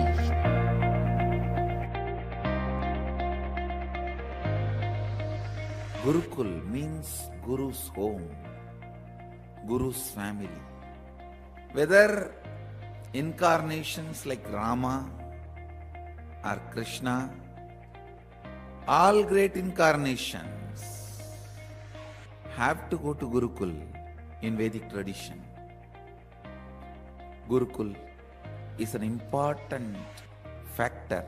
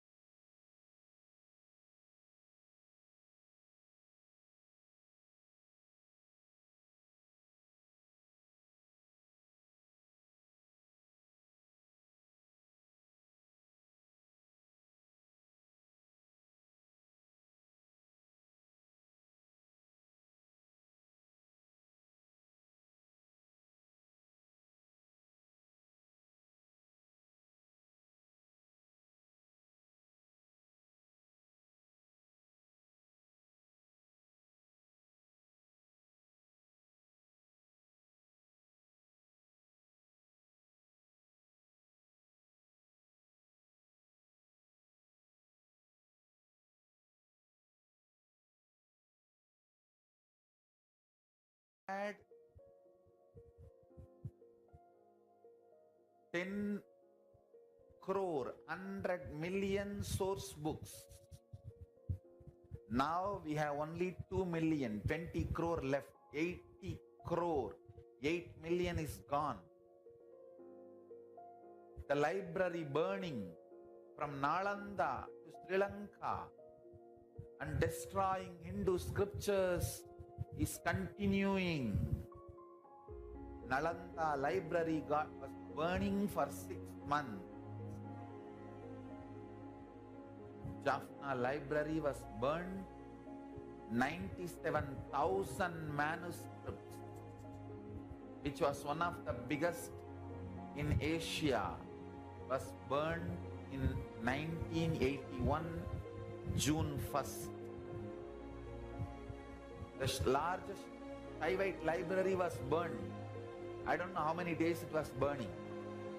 The library burning makes Hinduism lose literary legitimacy. We lost literary legitimacy. There is not a single country where Hindu education system is legitimate.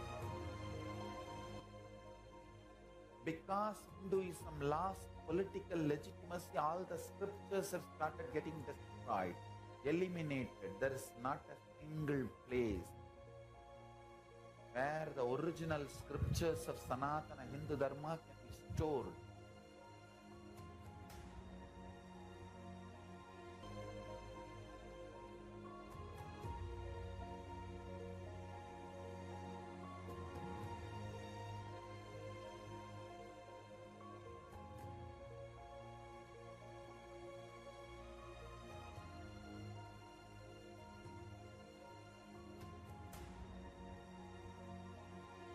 The other day I was reading a Macaulay's letter to British Parliament.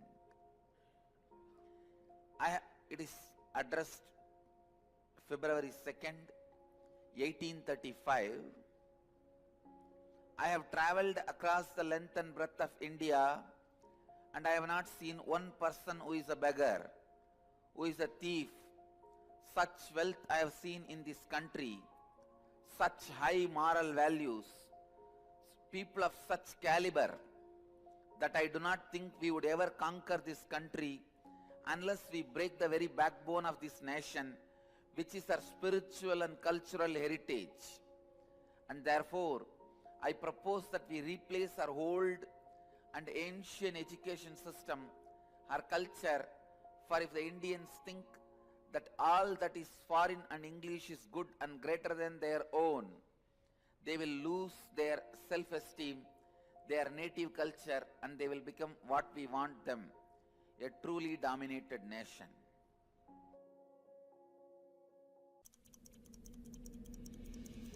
In today's world, our generation only sees the remnants of what is left of our Hindu culture. The loss of Vedic civilization inevitably created a void in everybody, which took a major toll on their stability and, most importantly, themselves. One of the most common problems faced by children today is obesity. They fall into the traps of diseases at a very young age. Over 10 times more children were obese in 2016 compared to 1975. In a way, this affects their confidence about themselves and encourages them to take rash decisions.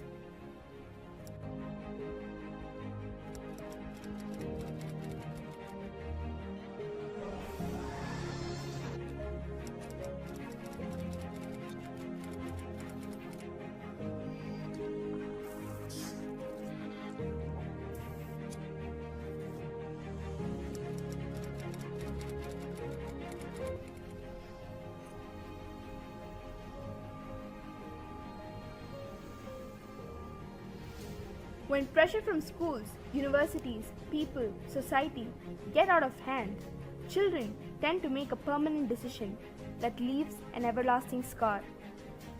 It just does not affect them in the individual level, but goes on affecting them in many other levels.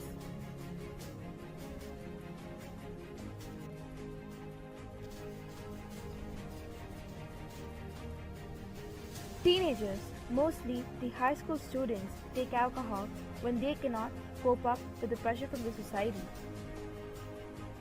Statistics claim that 58.5% of students consume alcohol while the rest 47% consume illegal drugs.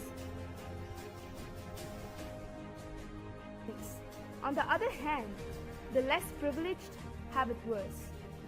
They are overworked.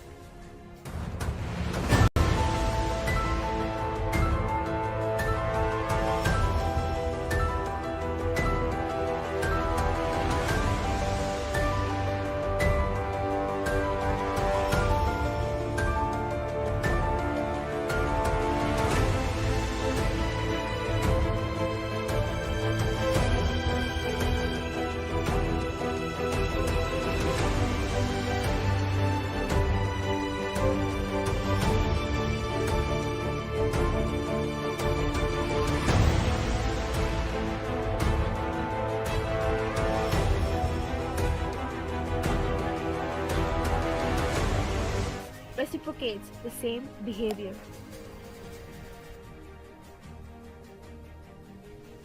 Technology has taken humanity to a far more advanced level. But understand, some parts of it can prison you in the dark side of technology. Consumed by the internet, children get addicted and fall prey to cyberbullying, which puts them in deep depression and loneliness.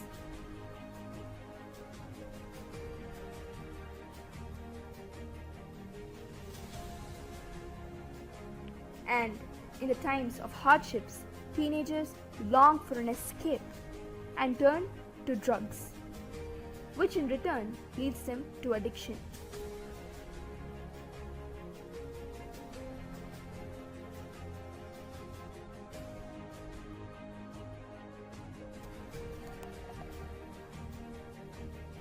Half of the new drug users are under the age of 18.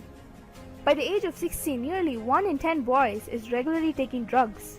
And on top of all that, the world is not a safe place for children anymore. The stat says 1 in 10 will be sexually abused before the age of 18, and that is the reality of today. Now understand that this is the path our generation is walking towards.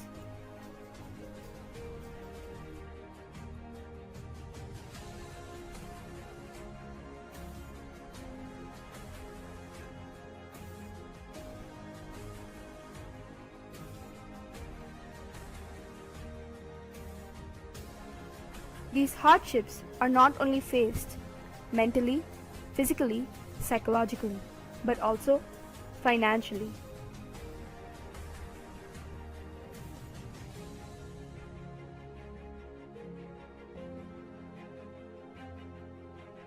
Each and every individual suffering impacts the world globally. And at times like this, when humanity is yearning for a breakthrough, an incarnation happens. And in today's world, an incarnation has already happened. And this is why we need Kailasa.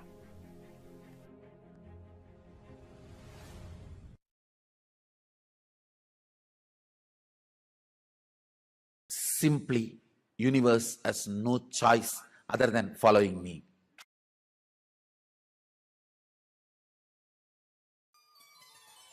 यदा यदा हि धर्मस्य ग्लानिर्भवति भारत अभ्युत्थानम् अधर्मस्य तदात्मानं स्मृजाम्यहम् परित्राणाय साधूनां विनाशाय च दुष्कृताम् धर्म संस्थापनार्थाय संभवामि युगे युगे. I am as old as sun and as new as sunrise.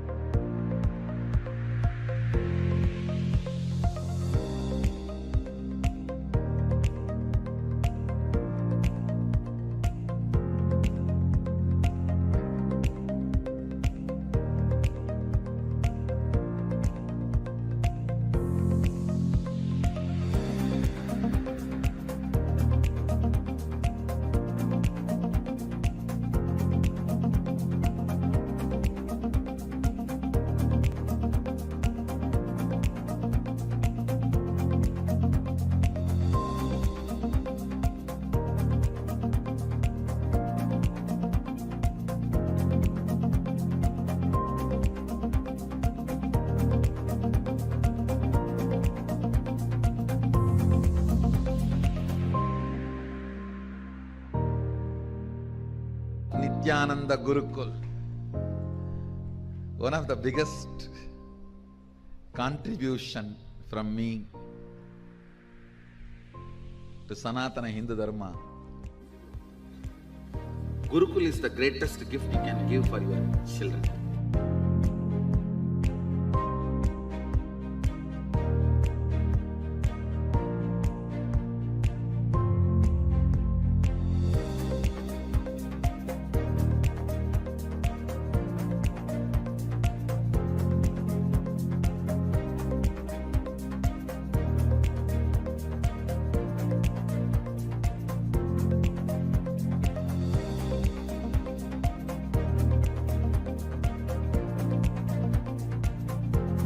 All I am trying to do in the Gurukul is layers and layers and layers of bliss memory. Life is good. Be involved in it. A child is not dustbin or dump yard to put your patterns. A child is a lamp to be lit by Guru.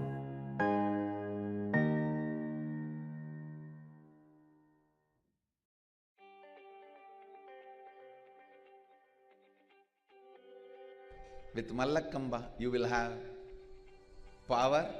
With rope yoga, you will have flexibility. With Kundalini awakening, you will have energy. And all these three will naturally make you healthy. You will have a complete yogic body through this Mallakamba and rope yoga. Welcome to the yogic body. They learn across multiple dimensions along with studies. They learn dance, drama, theatre music, vocal, instruments like keyboard, tawil, nadaswaram, flute, drawing, painting, pottery, magic, department administration, Vedic chanting, temple arts, Puja and Homa, yoga, Mallakamba yoga, rope yoga, audio-visual management, web design, web development, knitting, clay modeling, crochet, magazines, energy bead, comic books, conducting online satsangs as teachers for other children, family counseling, mentoring adults, swimming, TV shows.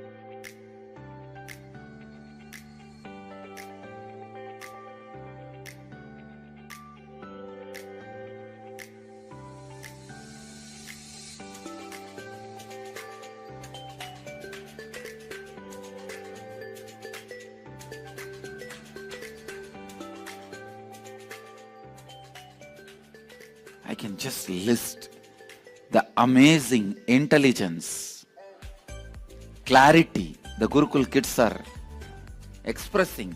Even doctors are shocked and surprised. They do not know how to measure this now.